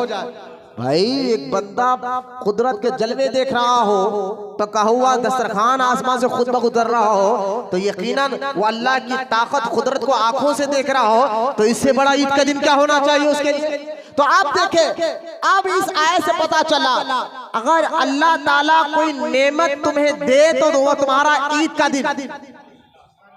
भाई रमजान शरीफ में जो बकरीद में, रमजान मुबारक में रोजे खत्म होने के बाद ईद आते हैं, सब जानते हैं रोजेदारों के लिए एक अल्लाह की नेमत है कि रोजेदार जो 30 दिन तरावी और रोजा रखकर गुजारते हैं तो उसको एक नेमत मिल गई, तो वो खुशी का दिन आ जाता है उसकी जिंदगी में। ईद का दिन अल्लाह इनाम अता फरमाता है। तो पता क्या चला, जब भी अल्लाह की कोई नेमत बंदे को मिलती है तो उस बंदे के लिए वो ईद का दिन हो जाता है, वो खुशी का दिन हो जाता है, ईद का दिन हो जाता है। क्या मिलने पर, नेमत मिलने पर।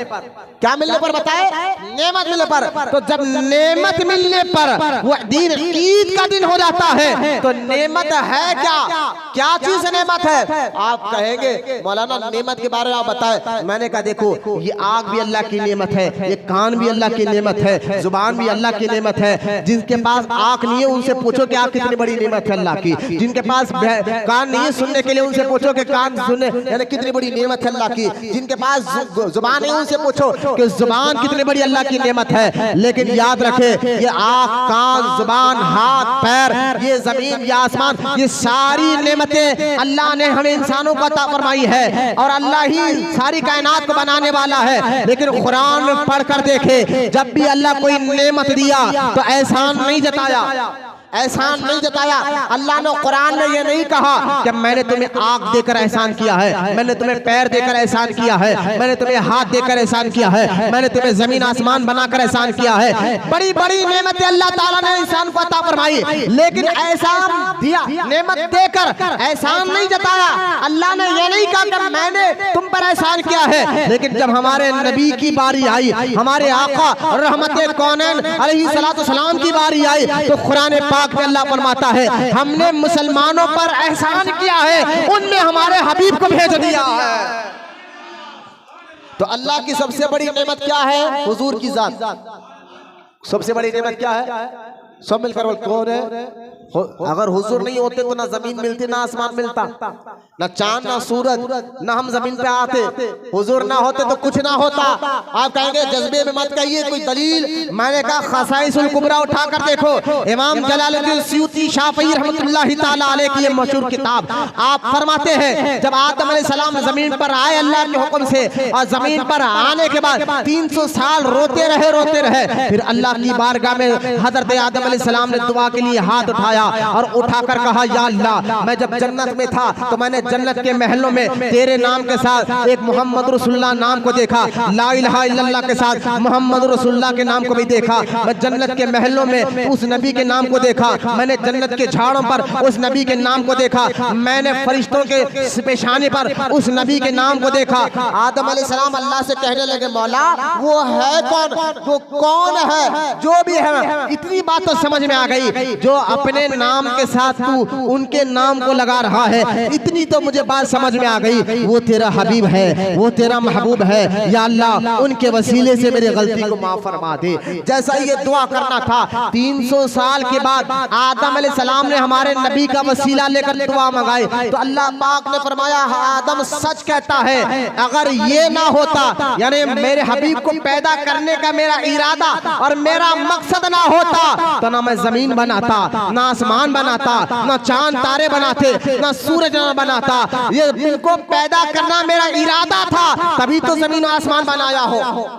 अरे भाई बोलो मोहब्बत से सुभान अल्लाह। हदीस में पाक में खुद अल्लाह के रसूल अलैहिस्सलाम फरमाते हैं बनाना मकसद हुजूर को था, इसलिए जमीन बनाई गई, आसमान बनाया गया, तारे चांद सूरज बनाए गए हैं। इसलिए बरेली के इमाम मोहम्मद रजा अलैहि रहमत रिजवान क्या फरमाते हैं, आला हज़रत फरमाते हैं जमीन व जमा तुम्हारे लिए, मकीन व मका तुम्हारे लिए, चुनीन व चुना तुम्हारे लिए, बने दो जहां तुम्हारे लिए, बने दो जहां तुम्हारे लिए। लिहाजा अब अंदाजा करे तो यहां मालूम हुआ कि जो अल्लाह नेमत दे वो ईद का दिन, तो सबसे बड़ी नेमत कौन है? हुजूर की जात मुबारक कौन है? ये हदीस से साबित है, कुरान हदीस। और बहुत सी बातें बताऊंगा, हुजूर ही ने इंसान को इंसानियत सिखाई है। हमारे उलमा चैलेंज करते आज भी कि आओ हर मजहब वाला बैठ जाए कुर्सी पर और तुम अपने अपने मजहब की तालीम बताओ कि तुम्हारे मजहब में क्या है, तुम्हारे मजहब में क्या है, और मजहब में इस्लाम वाला तालीम बताएगा हमारे नबी ने तालीम क्या दी। तो बड़े बड़े सच को पसंद करने वाले, बड़े बड़े रिसर्च करने वाले, बड़े बड़े अंग्रेज साइंसदान हो, रिसर्च करने वाले हो, सब ने एक बात की गौर से सुना सब बच्चे कि गौर करें, सब ने बात की कि हमने दुनिया में जितने मजहब है हर मजहब को छाना और उनके तरीके को देखा, उनके आदतों को देखा, लेकिन जो मजहब जो तरीका इस्लाम इंसानों को सिखाता है, जो मजहब और जो तरीका इस्लाम इंसानों को सिखाता है, ऐसा तरीका ऐसा इस्लाम के अलावा कोई और मजहब में नहीं मिलता। ये है कि इस्लाम तो खैर ये सारी नेमतें मिली ही हुजूर के जरिए है। तो अल्लाह की सबसे बड़ी नेमत हुजूर है। और मैंने कुरान में भी आयत पढ़ी है, ईसा अलैहिस्सलाम को सिर्फ अल्लाह ताला ने दस्तरखान भेजा तो वो ईसा अलैहिस्सलाम कहते हैं ये हमारी ईद का दिन है, सिर्फ दस्तरखान आने पर। आसमान से पका हुआ खाना आने पर ईसा अलैहिस्सलाम और उनके उम्मती के लिए वो दिन ईद का दिन हो जाए, तो जिस दिन सारे नबियों का सरदार आ जाए, सारी कायनात का मालिक व मुख्तार आ जाए, वो दिन ईद मिलादुन नबी हो जाए, तो ताज्जुब की क्या बात है। हाँ हाँ हाँ, बोलो मोहब्बत से सुभान अल्लाह। आप कोई वहां भी बका ना करे, बच्चों को ना भटकाए। ईद तो दो ही है, उसको कहना पहले तू मिलाद का मतलब बता। ईद दो बोलने वाले पहले तो मिलाद का मतलब बता। मिलाद कहते किसको है, तो मिलाद का माना क्या है? मिलादुन नबी यानी ईद मिलादुन नबी, यानी वो दिन जिस दिन अल्लाह ने सबसे बड़ी नेमत हुजूर को पैदा फरमाया है, हुजूर अलैहिस्सलाम को पैदा फरमाया है। उसके बाद आप देखें, अब ये माना समझ गया, मिलाद का माना ने बता दिया। ईद क्यों कहते हैं, ताकि कल के दिन कोई फेसबुक पर, आजकल हमारे बच्चे घंटों घंटों फेसबुक इंटरनेट के आदी हो गए, देखने गए, उसमें छोटी छोटी क्लिप वहां भी भेज देते कि भाई मैंने कुरान पढ़ा कहीं मिलाद नहीं मिला, हदीस पढ़ा कहीं मिलाद नहीं मिला, ये झंडे क्यों लगाते हो, ये लाइटिंग क्यों लगाते हो। मैंने अभी हदीस सुनाई ना आपको, जो लोग अभी अभी आए मैं उनके भी सुने। हदीस पाक में आता है जब हुजूर आ रहे थे तो अल्लाह ताला ने सूरज की रोशनी को बढ़ा दिया, यानी रोशन कर दिया और तेज कर दिया। और मैंने ये भी बताया अगर सूरज की रोशनी बढ़ जाए तो जमीन पर गर्मी बढ़ जाती है, लेकिन हुजूर जिस दिन पैदा हुए सूरज की रोशनी बढ़ी लेकिन गर्मी नहीं बढ़ी। जरा गौर से बोले सुभान अल्लाह। रोशनी तो बढ़ी लेकिन गर्मी नहीं बढ़ी, क्योंकि अल्लाह ताला ने बता दिया कि मैं, अल्लाह ने अपनी ताकत अपनी कुदरत के मुताबिक हुजूर की मिलाद के वक्त चांद को चमकाया, तारों को चमकाया, सूरज को चमकाया, हालांकि पहले से चमके हुए लेकिन और चमकाया और उसमें रोशनी बढ़ा दी। तो जब अल्लाह ने अपनी ताकत अपनी कुदरत के तहत हुजूर की मिलाद की खुशी में चांद और सूरज को रोशनी बढ़ा दी, तो हम उसी रब के बंदे, उसी रब की सुन्नत को अमल करते हुए अपनी ताकत के तहत अपने घरों पर लाइटिंग लगा दी, तो इसमें गलत क्या हो गया। अगर कोई वहां भी कहे गलियों में लाइट क्यों लगाते हो, ये कुमकुमे क्यों लगा रहे हो, रोशनी क्यों कर रहे हो, तो कहना पहले अल्लाह से कहिए सूरज में रोशनी क्यों बढ़ाई थी, चांद में रोशनी क्यों बढ़ाई थी, तारों में रोशनी क्यों बढ़ाई थी। मैंने बता दिया कि हुजूर की मिलाद के वक्त रोशनी का लगाना ये अल्लाह की सुन्नत है, रब की क्या है, सुन्नत है। अब आप दूसरा सवाल ये करते हैं, अच्छा ठीक है ये झंडे क्यों लगा रहे हो, आना के गलियों को सजाना, लाइटिंग लगाना, झंडे लगाना, हम आलिम उलमा अहले सुन्नत ये नहीं करते कि हर मुसलमान जरूर करे, नहीं करे तो गुनाहगार हो जाएगा ना। हम कहते हैं अगर तुम्हारी ये हैसियत नहीं है, तुम नहीं लगा सकते तो मत लगाओ, लेकिन जो है अगर लगाओगे तो सवाब पाओगे, लगाओगे तो बोलो ना, लगाओगे तो सवाब पाओगे, नहीं लगाए तो गुनाह भी नहीं है। लेकिन आज के दौर में लगाना इसलिए जरूरी हो गया है ताकि पता चल जाए कि ये आशिक का घर है, गद्दार का घर नहीं है, ये आशिक रसूल का घर है, ये मिलाद वालों का घर है। अपने सुन्नी होने की पहचान देना जरूरी है, ताकि कोई गली गली नगर नगर जो है तबलीग करने वाले घरों में गौसे आजम के झंडे को देखकर पलट जाते हैं, न कोई सुन्नी का घर नजर आता है। तो ईद मिलादुन नबी के घर पर जब लाइट गलियों को सजाया जाता है तो यकीनन उस घर के सामने कभी इब्लीस नहीं आ सकता, यानी इब्लीस नुमा शैतान नहीं आ सकता। अब झंडे, मैंने कहा लाइटिंग लगाना ये रब की सुन्नत, बस फर्क इतना है उसने सूरज को चमकाया था, हम अपनी ताकत, वो अपनी कुदरत के मुताबिक, और हम अपनी ताकत के मुताबिक कुमकुमे लगाते हैं। और झंडे लगाना ये भी रब की सुन्नत, बोलो ना सुभान अल्लाह। ये अल्लाह हदीस पाक में आता है, शाह अब्दुल हक मुहद्दिस देहलवी रहमतुल्लाहि ताला अलैह अपनी किताब मदारिजुन नबुव्वा में ये हदीस पाक लाते हैं। गौर से सुनिए, कौन है शाह अब्दुल हक मुहद्दिस देहलवी, जो अहले इल्म है वो जानते हैं। इतने बड़े वली है, इनका मज़ार दिल्ली में है, और इतने बड़े ये वली है कि इंडिया में इनकी वजह से हदीस का इल्म फैला है। ये इतने बड़े बुजुर्ग हैं, इनकी वजह से, जैसा इस्लाम ज्यादा पहचाना गया गरीब नवाज की वजह से, ये सारे मुसलमान जानते हैं इंडिया में, इसी तरह हदीस के बारे में, हदीस का सही इल्म हजरत शाह अब्दुल हक मुहद्दिस देहलवी की वजह से यहाँ के मुसलमान हदीस के बारे में पहचाने।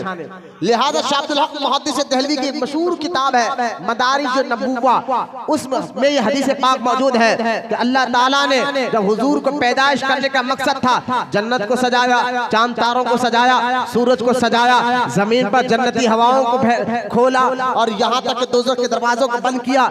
जितनी औरतें उसमें हामिला थी सबको अल्लाह ने बेटा ही अता फरमाया, सबको अल्लाह ने बेटा ही अता फरमाया। और फिर जिब्रील अलैहिस्सलाम को बुलाकर अल्लाह ने फरमाया, जिब्रील 2-3 झंडे ले जा, एक झंडा काबे की छत पर लगा। बोले सुभान अल्लाह। किसके हुक्म से जिब्रील लगा रहे? अल्लाह के हुक्म से झंडा लगा रहे। ये झंडे ये हमारी पूरी पुरानी पहचान है। एक झंडा काबे की छत पे लगा, दूसरा मशरिक में, तीसरा मगरिब में, यानी मशरिक और मगरिब में लगा। जिब्रील अलैहिस्सलाम जमीन पर उतरे, एक झंडा मगरिब काबे की छत पर लगाया, दूसरा मगरिब में, तीसरा मशरिक में लगाया। अब जरा गौर से सुने, कौन आ रहा जा रहा उठ रहा बैठ रहा मत देखे, मेरी तरफ तवज्जो देखे। ये सीखना जरूरी है, ये छोटी छोटी बातें देकर आपको भटकाया जा रहा है। अगर आप नहीं सीखेंगे तो सीखेंगे क्या? आज ये वक्त है सीखने और समझने का, लोगों को अकीदा वहाबियों को जवाब देने का, अपने ईमान और अकीदा बचाने का। क्योंकि मौत तो आएगी, अचानक कब आएगी ये अल्लाह बेहतर जानता है। मरना सबको है, अचानक मौत आएगी। लेकिन याद रखें, जब आप मरेंगे तो कब्र में ना माँ आपके साथ आएंगे, ना बाप आपके साथ आएंगे, ना भाई, ना रिश्तेदार, ना दोस्त, ना पैसा। सब जानते हैं, सब कुछ याद रहेगा। जब मर के कब्र में जाएंगे तो हाँ, हुजूर रहमत कौनैन का चेहरा जरूर नजर आएगा, वहाँ हुजूर का चेहरा नजर आएगा। आशिक देख कर ही पहचानेगा, अरे ये तो वही है जिनका मैं मिलाद मनाया करता था, अरे ये तो वही है जिनको मैं के लिए मैं सलाम पढ़ा करता था, अरे ये तो वही है जिनको मैं या रसूल अल्लाह मदद कहा करता था। खबर में सच ही निकलता बाहर, झूठ निकलता नहीं, वहाँ रिश्वत चलती नहीं। खबरदार, ईमान बचाइए।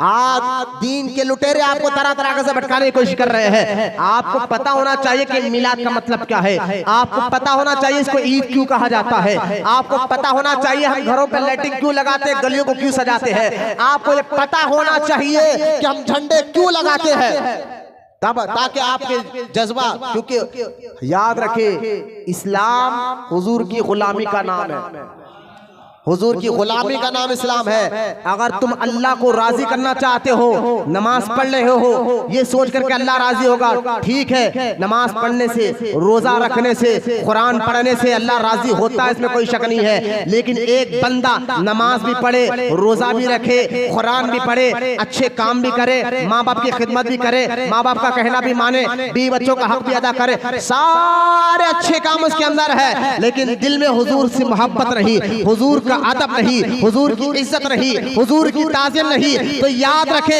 ये सारे आमाल आपके मुंह पे मार दिए जाएंगे।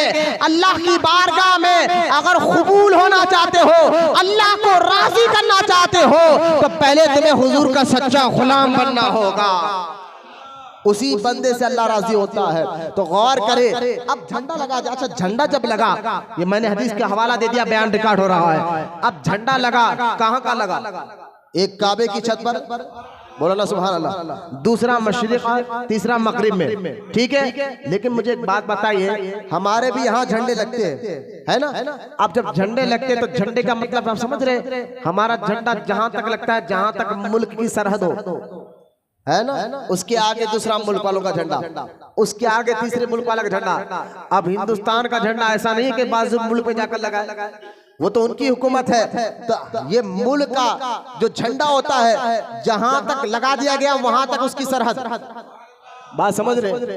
अरे भाई, अगर बॉर्डर पे मुल्क का झंडा लगा हुआ है, मतलब क्या है, ये इंडिया का बॉर्डर जो है, यहाँ उसके बाद पाकिस्तान शुरू होता है, फिर उनका झंडा लगता है। तो झंडा लगाना इस बात की पहचान है, जहां तक झंडा वहां तक इनका मुल्क, जहां तक झंडा वहां तक उनका मुल्क। अब मुझे बताइए, जहां तक झंडा वहां तक उनका मुल्क है। अब हुजूर पैदा हुए हैं, झंडा काबे की छत पर भी लगा, मशरिक में भी लगा, मगरिब में भी लगा। तो कहने वाले कहते हैं, अरे भाई झंडा लगाकर एक मुल्क की सरहद बताया जाता है, हुजूर की विलादत के वक्त दुनिया के कोने में झंडा क्यों लगा? तो अल्लाह ताला अपने बंदों को बताना ये चाहता है कि मेरे बंदो, जिस नबी को मैं भेज रहा हूं वो पैदा तो मक्के में हो रहा है, लेकिन उसकी हुकूमत पूरी दुनिया पर चलेगी।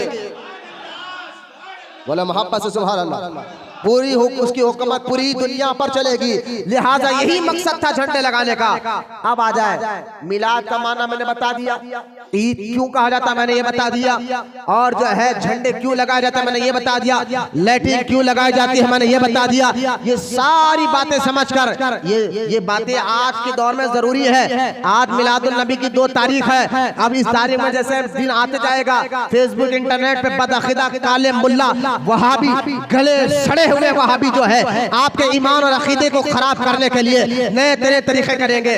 अब आप वो कहते हैं ठीक है चलिए हम मान गए, लेकिन ये तुम गली कूचों में स्टेज लगाते हो और लगाकर जो है लोगों को बुलाते हो, लोगों को बुलाकर ये क्या करते हो। मैंने कहा तुम्हें आज तक मिलाद का मतलब नहीं मालूम। असल मिलाद का माना तो समझ गए पैदाइश, लेकिन मतलब क्या होता है। मिलाद का मतलब होता है कि ईद मिलादुल नबी रख कर हम मुसलमानों को हुजूर की अजमत बताते हैं, हम मुसलमानों को हुजूर का अदब बताते हैं, हम मुसलमानों का मुकाम मर्तबा बताते हैं। जैसा कि आप देखिए हुजूर का अदब कैसे करना चाहिए, ये सहाबा से सीखो। सही बुखारी किताब वुजू में हदीस पाक है, जब सरकार मदीना अलैहिस्सलाम हुदैबिया के मैदान में वुजू कर रहे थे तो सहाबा हुजूर के वुजू करता हुआ पानी को जमीन पर गिरने नहीं दिया करते थे।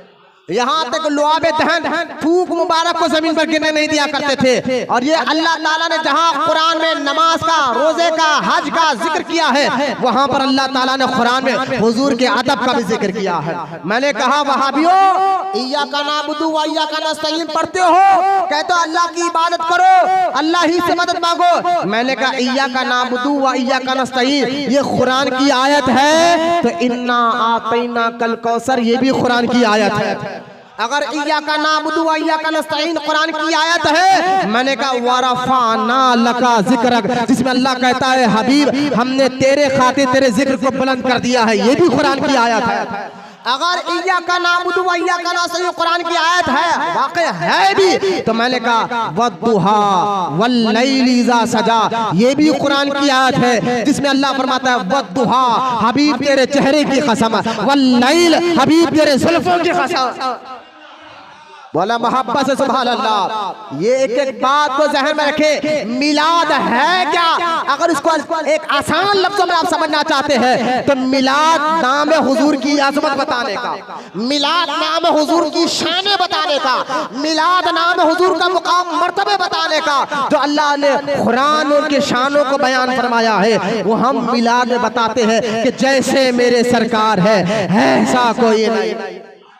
लिहाजा 11 महीने तक वहां भी बड़े मेहनत करते हैं, बदअकीदा बहुत मेहनत करते हैं कि हुजूर हमारे बड़े भाई की तरह थे, हमारी तरह थे, हमारी तरह थे, हमारी तरह थे, माज़अल्लाह सुम्मा माज़अल्लाह। जैसे मिलादुल नबी में सही सुन्नी सहीउल अकीदा आलिम दीन जब आकर तकरीर करता है, कुरान से हुजूर की शानों का बयान करता है, हदीस से हुजूर की शानों का बयान करता है, तो जब ये सुनते हैं तो बैठने वाले मजमे में लोगों का जहन ऐसा साफ हो जाता है।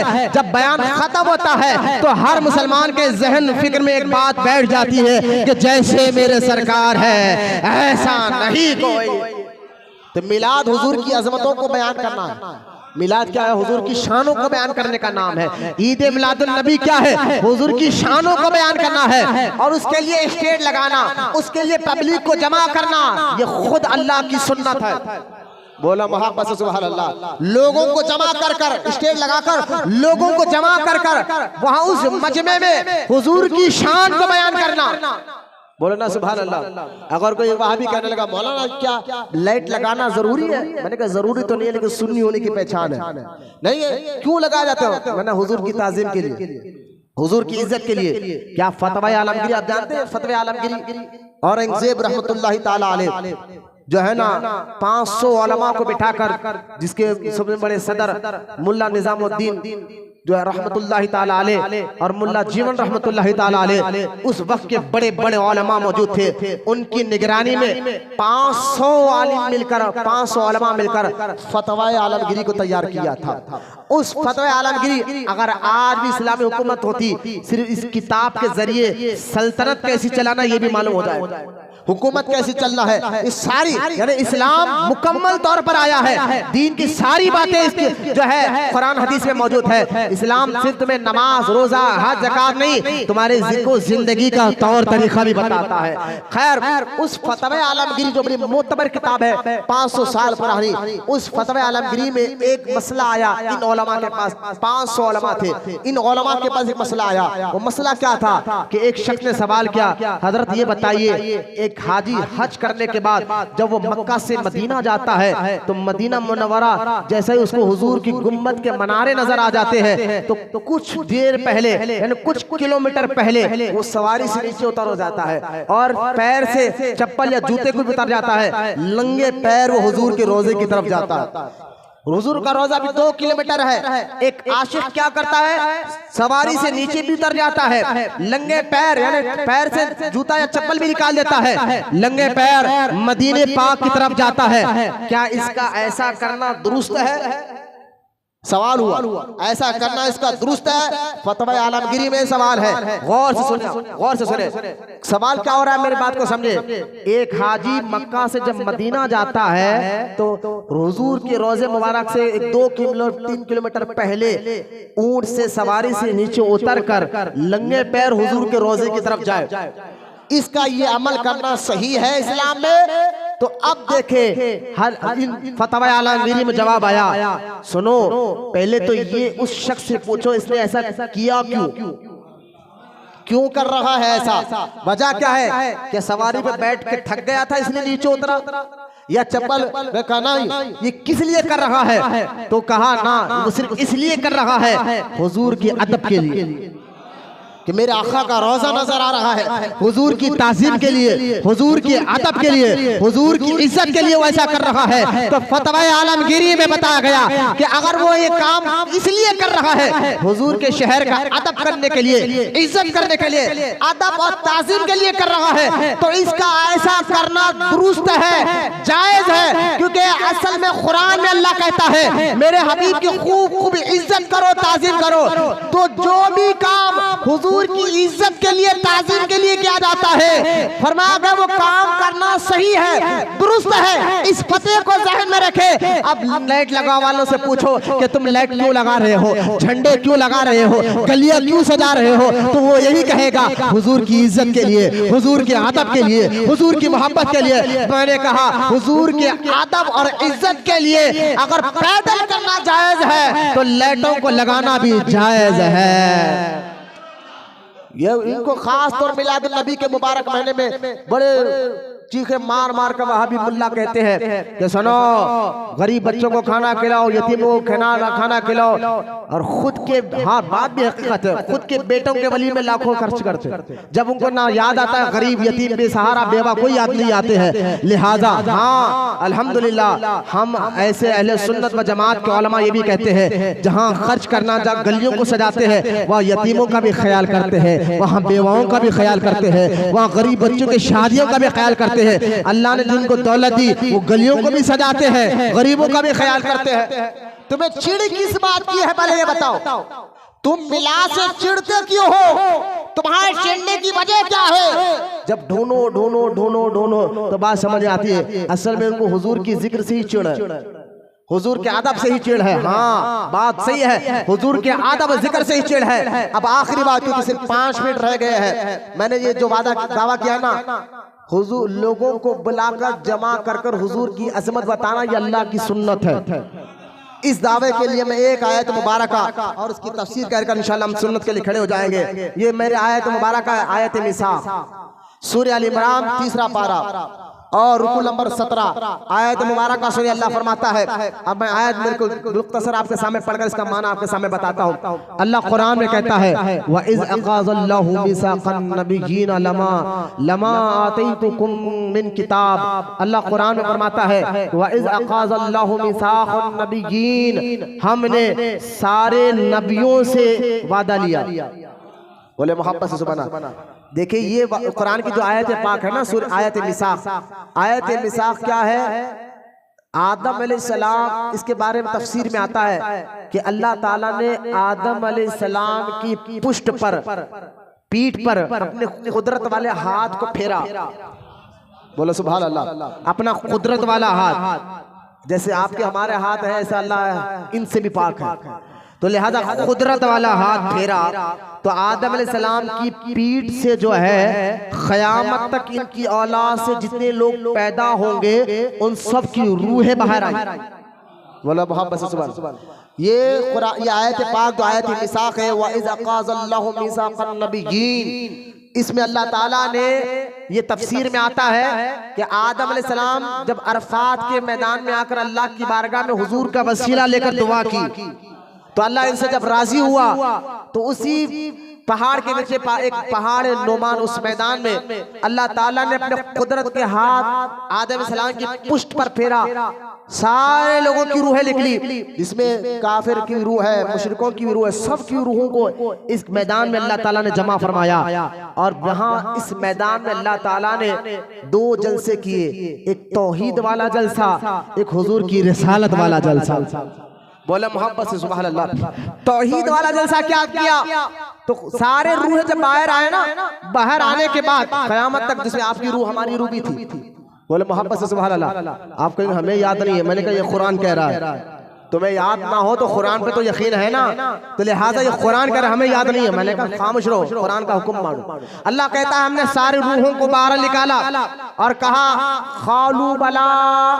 अल्लाह ने कहा सारे रूह, जिसमें सबकी रूह है, अंबिया की सबकी रूह है। खालू बला, अल्लाह ने फरमाया मैं तुम्हारा कौन हूं, मैं तुम्हारा कौन हूं। सारी रूहें हैं अंबिया की, हमारी, आपके सबकी रूहें है। और उन रूहों में सबसे पहला जो ये जवाब दिया कि तू हमारा रब है, ये जवाब देने वाले हमारे नबी थे। हमारे नबी की रूह मुबारक थी। अल्लाह के रसूल अलैहिस्सलाम ने फरमाया कि मैंने, मेरी रूह ने सबसे पहले जवाब दिया तू हमारा रब है। उसके बाद सारे अंबिया की, सारे मोमिन और काफिर मुशरिकों की रूह ने कहा तू हमारा रब है। ये तौहीद वाला जलसा था। अल्लाह ने एक ही जुमला कहा मैं तुम्हारा कौन हूँ, खालू बला, सबने कहा तू हमारा रब है। बात खत्म हो गई। अल्लाह ने कहा चलो तुम लोग चले जाओ वापस। अब कहा कि सिर्फ अंबिया की रूह को खड़ा करो। बोलो ना सुभान अल्लाह। जिसमें आदम अलैहिस्सलाम से लेकर ईसा अलैहिस्सलाम तक जितने अंबिया और रसूल आएंगे उन सब की रूहें खड़ी हुई है, बाकी के सब की रूह चलेगी वापस अल्लाह के हुक्म से। अब सिर्फ नबियों की रूह है। गौर से सुने, किसकी रूह है? सिर्फ नबियों की रूह है। और ये कुरान कहता है अल्लाह ने उनको कहा तुम ठहरो। कहा या अल्लाह हमें क्या कहा, अब तो तौहीद का जलसा था, अब मेरे हबीब की रिसालत का जलसा होगा। अब मैं मेरे हबीब के बारे में तुम्हें कुछ बताऊंगा। पता क्या चला, हुजूर की मिलाद वही मनाता है जिसको अल्लाह ताला चुन लेता है। देखे सारे रूहों से जवाब नहीं, बैठ जाओ, सारे रूहों से जवाब नहीं, नबियों की रूहों से हो रहा है। सारे रूहों को देख के कहा मैं तुम्हारा कौन हूँ, बात खत्म कर दी। अब नबियों की रूहों से सवाल हो रहा है, तुम ठहर जाओ और कहो। अल्लाह ने फरमाया वइज़ क़ज़ल्लाहु मीसाक़न नबिय्यीन, ऐ नबियों की रूहों, जैसे मूसा अलैहिस्सलाम खड़े हैं, इब्राहिम अलैहिस्सलाम खड़े, सारे नबियों। अल्लाह फरमाता आतैतुकुम मिन किताबी व हिकमा, अल्लाह फरमाता है ऐ सारे नबियों मैं तुम्हें नबी बनाकर दुनिया में भेजने वाला हूँ, सबको मैं नबी बनाकर भेजने वाला हूँ। और तुम सबको मैं भेजूंगा नबी बनाकर, हिकमत देकर, किताब देकर भेजूंगा। लेकिन सुनो जब तुम जाओगे सुम्मा जाअकुम रसूल, अब तुम जाने के बाद अगर तुम्हारे जमीन पे रहते रहते मेरा नबी मेरा हबीब आ जाए, बोले ना सुभान अल्लाह, तुमको मैं भेजूंगा दुनिया में और आ जाए मेरा हबीब। हालांकि हमारे नबी आए आखिरी में, मूसा अलैहिस्सलाम के दौर में नहीं आए, इब्राहिम अलैहिस्सलाम के दौर में नहीं आए, यहया अलैहिस्सलाम के दौर में नहीं आए, इब्राहिम अलैहिस्सलाम के दौर में नहीं आए। लेकिन अल्लाह कहता है मैं जब भेजूंगा तुम्हें नबी और रसूल बनाकर, अगर तुम्हारे दरमियान मेरा हबीब आ जाए, बोलो ना सुभान, भेजा तो आखिरी में लेकिन आ जाए तो क्या करना होगा? तो सबने कहा तुम जाओ दुनिया में जाकर सारे अपने गुलामों को कहना हम तो है लेकिन असल में वो आने वाले आका है, रहमत कौनैन है। अगर तुम्हारे दरमियान मैं इस हबीब को भेज दूं तो तुम लोग क्या करना, अब मेरे हबीब पर ईमान लाना और उनकी मदद करना। लिहाजा भेजा तो मूसा अलैहिस्सलाम के जमाने नहीं, लेकिन मूसा से भी वादा ले रहा है, अगर भेजूंगा तुम्हारे जमाने में तुम्हारे उम्मती कलमा पढ़ रहे होंगे ला इलाहा इल्लल्लाह मूसा कलीमुल्लाह, लेकिन मूसा तुम्हारे जमाने में मेरा हबीब आ जाए तो तुम्हारा कलमा ला इलाहा इल्लल्लाह मुहम्मदुर रसूलुल्लाह होना चाहिए। सारे तो कलमा तुम्हारा पढ़े होंगे। हर नबी ने हमारे नबी की आमद का जिक्र किया, बोलो ना सुभान अल्लाह। सुलेमान अलैहिस्सलाम भी अपनी उम्मत को बता कर गए, मूसा अलैहिस्सलाम अपनी उम्मत को बता कर गए, ईसा अलैहिस्सलाम अपनी उम्मत को बता कर गए, इब्राहिम अलैहिस्सलाम अपनी उम्मत को बता कर गए। जितने कमो पेश 1,24,000 नबी और रसूल दुनिया में आए हैं, सारे नबियों से अल्लाह ने वादा लिया, तुम आ जाओगे जमीन पर, तुम्हें नबी बनाया जाएगा, तुम्हें रसूल बनाया जाएगा। अगर मेरा हबीब तुम्हारे रहते भी आ जाए तो तुम आप जो है मेरे हबीब पर ईमान लाना और उनकी मदद करना और अपनी उम्मत को बताना कि मोहम्मद रसूलुल्लाह आने वाले हैं। तमाम अंबिया की रूह ने कहा कि अल्लाह पाक ने कहा क्या तुम इस वादे को मानते हो, बोलो ना सुभान अल्लाह। सारे नबियों की रूह से अल्लाह ने कहा तुम इस बात को मानते हो, तो सबने कहा खाला अकरर तुम, हाँ या अल्लाह हम इकरार करते हैं, हम मानते हैं, हम यही करेंगे। अभी दुनिया में नबी बनाया नहीं, ये कुरान क्या है पाक आपको बता रहा हूँ, भेजा नहीं, भेजने से पहले अल्लाह ने नबियों की रूहों से वादा लिया, बोलो ना मोहब्बत से सुभान अल्लाह। कहा हाँ मेरे मौला तो मैं हम जमीन पे जाएंगे, तेरे नबी का गीत गाएंगे, उनकी आमद का जिक्र करेंगे, उनके बारे में अपनी उम्मत को बताएंगे। अगर वो नबी हमारे जिंदा रहते जाहिरी जिंदगी में आ जाए तो हम उनका कलमा पढ़कर बताएंगे, हम उन पर ईमान लाकर बताएंगे, हम उनकी मदद कर बताएंगे। अब गौर करें, बात खत्म कर देना चाहिए था, नहीं, अल्लाह फरमाता ना ना फरमा, बोलो इस बात का खालू अकररना, बोलो ना सुभान अल्लाह। पहले तो इस बात का इकरार करो, सारे नबियों की रूह ने कहा हमने इकरार कर लिया, हम ऐसा ही करेंगे। तो अल्लाह ने फरमाया अच्छा एक काम करो, क्या अला ज़ालिकुम इसरी क़ालू अक़ररना।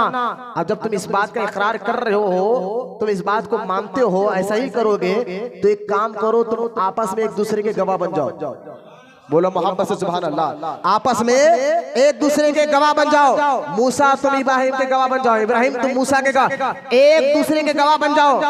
सब ने कहा अल्लाह हम आपस में एक दूसरे के गवाह बन जाएंगे, हम यही कहेंगे जाकर, बोलो ना सुभान अल्लाह। फिर अल्लाह पाक ने अच्छा तुम तो आपस में एक दूसरे के गवाह बन जाओ, किस बात का वादा लिया जा रहा है, किस बात का इकरार लिया जा रहा है? वादा वो भी आम बंदों से, नबियों की रूहों से लिया जा रहा है, बोलो ना सुभान अल्लाह। किस बात का? हमारे आका की आमद का, हमारे आका पर ईमान लाने का।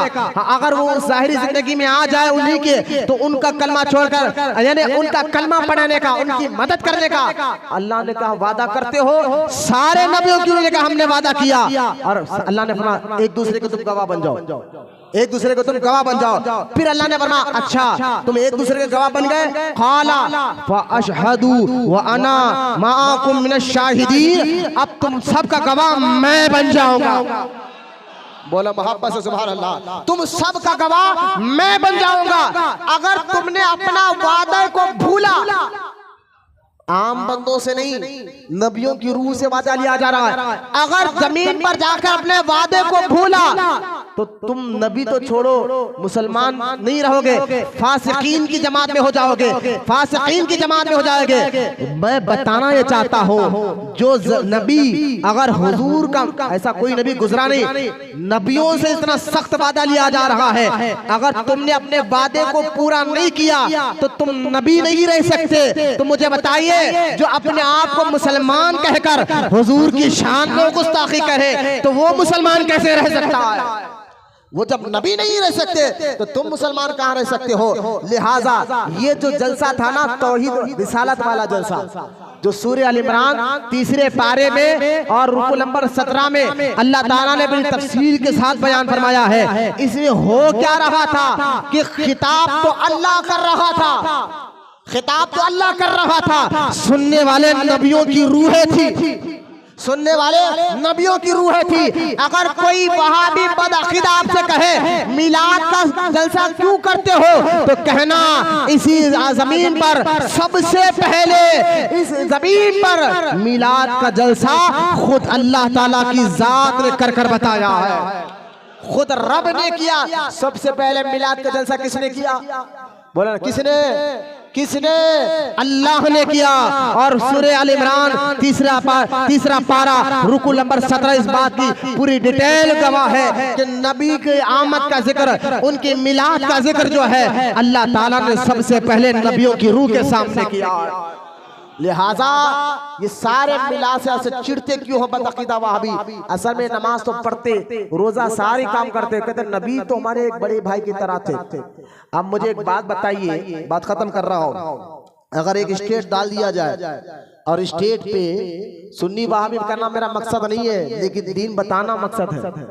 ये मेंबर दिया जाता है दीन समझाने के लिए। यहाँ बैठकर नहीं समझाएंगे तो फिर समझाएंगे कहाँ? किसको बताए, कैसे बताए? तो ये मेंबर दिया जाता है आपको समझाने के लिए। कोई झगड़े की बात नहीं कर रहा हूँ, लड़ाई की बात नहीं कर रहा हूँ। मैं आपको बताना समझाना ये चाहता हूँ, अल्लाह उसी से राजी हो जाता है जो हुजूर का सच्चा गुलाम होता है। अल्लाह को राजी कर। आप देखिए, अगर माज़अल्लाह अगर ये वहाबी कहते बस हुजूर आए चले गए, कुरान दे दिया, नमाज दे दिया, बस उस पर अमल करो, अब हुजूर का अदब ताजीम जिक्र कोई जरूरी चीज नहीं है। वो तो हमारे माज़अल्लाह बड़े भाई की तरह थे। कोई तो माज़अल्लाह वहाबियों ने यहाँ तक कि ड्राइवर की तरह थे, कोई कहता है पोस्टमैन की तरह थे। जैसा पोस्टमैन आता रास्ते चिट्ठी देता चले जाता, हुजूर आए कुरान दिए चले गए, इस तरह के अल्फाज। जबकि हुजूर फरमाते अलैहिस्सलाम, जैसा मैं ज़ाहिरी जिंदगी में होना, मेरा दुनिया में भी रहना तुम्हारे लिए रहमत है, मेरा दुनिया से भी जाना मेरे गुलामों के लिए रहमत है। बोला ना मोहब्बत से सुभान अल्लाह। सहाबा ने कहा या रसूल अल्लाह, आप दुनिया में है हमारे लिए रहमत है। ये बात तो समझ में आ गई कि आप रहेंगे वही उतरते रहेंगे, आप रहेंगे आपके जरिए हम मुझसे देखते रहेंगे, ये तो समझ में आ गया। दुनिया से जाने के बाद क्या रहमत है? तो अल्लाह के रसूल अलैहिस्सलाम ने फरमाया कि दुनिया से जाने के बाद जब मैं कब्र में जाऊंगा, क्योंकि कब्र पर अल्लाह, जमीन पर अल्लाह ने हराम कर दिया है कि वो नबी के जिस्म को नुकसान नहीं पहुंचा सकती, नबी के जिस्म को खराब नहीं कर सकती। और हुजूर फरमाते हैं जिस तरह हम ज़ाहिरी जिंदगी में है, इसी तरह होश व हवास और इख्तियार के साथ अपनी कब्र में भी रहते हैं, कब्र में भी रहते हैं। अब गौर करें कि जब हम कब्र में जाएंगे तुम्हारे नामे अमाल हमारी बारगाह में पेश होंगे, गुनाहगारों के लिए हम उनके लिए दुआ करते रहेंगे। इसलिए दुनिया से जाने के बाद भी मैं तुम्हारे लिए रहमत होऊंगा। गौर करें, असल में वहाबी मिलाद से नहीं चिढ़ते। मिलाद में होता क्या? मिलाद में हुजूर की शान और अज़मत बताई जाती है। मिलाद में होता क्या? मिलाद में हम ये कहते हैं कि हुजूर को अल्लाह ने सबसे पहले अपने नूर से बनाया। देखिए, तीन चीजें मिलाद में हम बोलते हैं। एक कि हमारे नबी अल्लाह के नूर से बने, बोलो मोहम्मद सल्लल्लाहु। एक अल्लाह, हमारे नबी अल्लाह के नूर से बने। दूसरा हुजूर का खानदान का जिक्र होता है। हम कहते हैं कि आदम अलैहिस्सलाम से लेकर हुजूर के वालिद वालिदा हजरत अब्दुल्ला बीबी आमिना, जिन के पुष्ट और रहम में हमारे और आपके नबी का नूर रहा, सब के सब जो है पाक और ईमान वाले थे। बोलो मोहब्बत से सुभान अल्लाह। पहला वहाबी कहते हैं ये गलत बात है कि हुजूर अल्लाह के नूर से नहीं बने। अल्लाह जिंदगी देगा तो आने वाले जुम्मा में मैं कुरान की 4 या 5 आयतों से बताऊंगा कि हुजूर अल्लाह के नूर से बने। मैं हदीस में नहीं, कुरान की आयतों से आपको बताऊंगा। और माज़अल्लाह वहाबी कहते हैं हुजूर के माँ बाप मुशरिक थे, ये हुजूर के माँ बाप को ईमान वाला नहीं मानते। मैं इंशाल्लाह आने वाले जुम्मा में अल्लाह जिंदगी देगा तो बताऊंगा हुजूर के माँ बाप, जब हुजूर खुद कह रहे हैं जिन के पुष्ट में मेरा नूर रहा और जिन के रहमों में मेरा नूर रहा, सब के सब पाक और जन्नती थे। लिहाजा ये दो। और तीसरा, हुजूर जब पैदा हुए काबा सजदे में झुक गया। बोलो सुभान अल्लाह। काबा सजदे में झुक गया और जो ईरान के जो आग 1000 साल से चल रही थी वो आग बुझ गई और ईरान के महल के कंगूरे टूटकर नीचे गिर गए। ऐसे अजाइबात हुजूर पैदा हुए तो जानवर बात कर एक दूसरे को मुबारकबादी दी। ये तीनों बातें वहाबी नहीं मानते। ये तीनों बातों का इनकार वह भी करते हैं। और मिलाद में मुसलमानों को ये तीनों बातें ही समझाए जाते हैं। बोला मोहब्बत से सुभान अल्लाह। एक हुजूर अल्लाह के नूर से बने, दो हुजूर के माँ बाप जन्नती, तीसरे हुजूर पैदा हुए तो क्या क्या अजाइबात अल्लाह की जानिब से हुए हैं। ये तीनों बातें मिलाद के जलसे में हम बताते, उलमा अहले सुन्नत अवाम को बताते हैं, तो वहां भी तीनों बातों से चिढ़ता है, इसलिए उसको मिलाद से ही चिढ़ हो गई। नहीं, मिलाद क्या कोई जरूरी नहीं है। मिलाद उसके बच्चे गरीबों को खाना खिलाओ, इतना पैसा गलियों गुच्छों को सजाने से बेहतर है ये करो वो करो, इस तरह के शहद में जहर देने वाले काम करते हैं। आप देखिए, अगर हुजूर की अजमत को ही नहीं समझेंगे तो दीन क्या समझ में आएगा। देखिए, अगर एक स्टेट एक बड़ा स्टेट रख दिया जाए और उस पे कहो एक यहूदियों के भी मौलवी होते हैं, यहूदी को कहे कि तुम भी आओ। ईसाई मजहब भी है ना जमीन पर, उनके ईसाइयों के पाप को भी कहो तुम भी आओ। अब एक वहाबी मौलवी को भी बिठाओ, तुम भी बैठो, और सुन्नी आलिम को भी बिठाओ। अब इनसे कहो पब्लिक के सामने बैठ जाए, फैसला आप लोग करें, पब्लिक है, ठीक है। अब पब्लिक के सामने जिसमें यहूदी भी बैठे हुए हैं, ईसाई भी बैठे हुए, मुसलमान भी बैठे हुए हैं। अब यहूदी खड़ा होकर अपने नबी की तारीफ करेगा ना कि हम मूसा अलैहि सलाम के मानने वाले हैं। मूसा अलैहि सलाम वो जो अल्लाह से बात करते थे, हमारे मूसा अलैहि सलाम वो जो बगल में हाथ डालकर बाहर निकाला तो उनका हाथ सूरज से ज्यादा चमकने लगा। हमारे मूसा अलैहि सलाम वो जो लकड़ी पर आसा को पत्थर पर मारते तो 12 चश्मे बाहर निकल आए। यहूदी क्या करता अपने जिसको नबी, हालांकि हम हर नबी से मोहब्बत करते हैं, लेकिन यहूदी मूसा अलैहि सलाम की तारीफ करेगा ना जिसका वो मानता उसी की तारीफ करेगा, बैठ जाएगा। फिर ईसाई को बोलेंगे भाई आप बोलिए, एक ईसाई खड़े होकर कहेगा लोगों ईसाई मजहब को कबूल करो कि ईसा माज़अल्लाह कहते खुदा का बेटा है, माज़अल्लाह वो कहते ईसा अलैहि सलाम तो मुर्दों को जिंदा करते थे, ये कुरान में भी लिखा हुआ है। यकीनन बात सही है कि ईसा अलैहि सलाम मादाजात हम लोगों को शिफा दिलाते थे, मट्टी से परिंदे को बनाते, फूंक मारते तो वो हवा में उड़ने लग जाता। ये ईसा अलैहि सलाम के मौजूद कुरान में पाक मौजूद है। तो ईसाई उठेगा और ईसा अलैहि सलाम की तारीफ करेगा। अब बताइए, अब बारी किसकी आई? हम मुसलमानों को जो नबी की तारीफ की बारी आई, अगर वहाबी को कहे वहाबी साहब आप खड़े होकर बोलिए, तो वहाबी साहब कर बोलेगा हमारे नबी बड़े भाई की तरह थे, वो तो एक आम आदमी की तरह थे, बस वो माज़अल्लाह मर गए, मट्टी में मिल गए, हमको कुछ नहीं मानते, हम कुरान से मानते हैं, हदीस को मानते हैं। नबी तो थे लेकिन एक आम आदमी की तरह थे, पोस्टमैन की तरह थे, माज़अल्लाह वो तो आए चले गए, अब हम उनको कुछ नहीं मानते। तो सारे यहूदी कहेंगे जिस नबी की तुम अज़मत नहीं बोल सकते हो उनका कलमा क्यों पढ़ते हो? ईसाई यही कहेंगे, यहूदी यही कहेंगे। अगर उसी स्टेट में एक आशिक रसूल बैठा होगा, वो खड़े होकर कहेगा अरे यहूदियों हम मूसा अलैहि सलाम की अज़मत पे लाखों सलाम, हम उनका अदब करते हैं, हमारे नबी ने कहा उनका अदब करो। मूसा अलैहि सलाम अगर रब से बात करते थे, हमारे नबी मोहम्मद रसूलुल्लाह वो है जिनको रब ने मेराज की रात बुलाकर बगैर पर्दे के अपना जलवा दिखाया है। बोलो मोहब्बत से सुभान अल्लाह। और याद रखो, हम अगर सुन्नी आशिक आलिम रहेगा तो कहेगा है ईसाई तुम्हारे नबी ईसा अलैहि सलाम, जबकि हम उनका अदब करते हैं, उनकी इज्जत करते हैं, लेकिन बाखौल तुम्हारे अगर ईसा अलैहि सलाम मादरजात हंदों को हाथ लगा देते तो अल्लाह उनकी आंखों में रोशनी देता था। ये तुम्हारे नबी का कमाल है। हम जिस नबी का कलमा पढ़ते थे उनकी जूती की मट्ठी हंदे को लगाई गई तो आंखों की रोशनी आ जाती थी। बोलो मोहब्बत से सुभान अल्लाह। यही मिलाद है। आप डरने की बात नहीं। मिलाद क्या है? मिलाद हुजूर की शान को बयान करने का नाम है, मिलाद हुजूर की अजमत को बयान करने का नाम है, मिलाद हुजूर की अजमतों को बयान करने का नाम है। हम यही कहेंगे अगर मूसा अलैहि सलाम लकड़ी से पत्थर पर मारते तो पानी के 12 चश्मे निकल जाते। मैंने कहा ये मुझे पे लाखों सलाम, हम इनकार नहीं करेंगे, लेकिन मुझे पानी आता तो पत्थर से ना, पानी आता ही जमीन से, पत्थर से आता है ना। और मूसा अलैहि सलाम उसी पत्थर पर मारते थे तो पानी के चश्मे निकलते थे। मैंने कहा सुनो, हमारे आका रहमत कौनैन सल्लल्लाहु अलैहि वसल्लम अपनी उंगलियों को मशकीज़े में डाल देते, उंगलियों से पानी के चश्मे निकाला करते थे। बोला मोहब्बत से सुभान अल्लाह। उंगलियों से पानी के चश्मे निकलते थे। बोला मोहब्बत से सुभान अल्लाह। क्या बताओ। तो खैर मिलाद हुजूर की अजमतों को बयान करने का नाम है, मिलाद हुजूर की शानों को बयान करने का नाम है।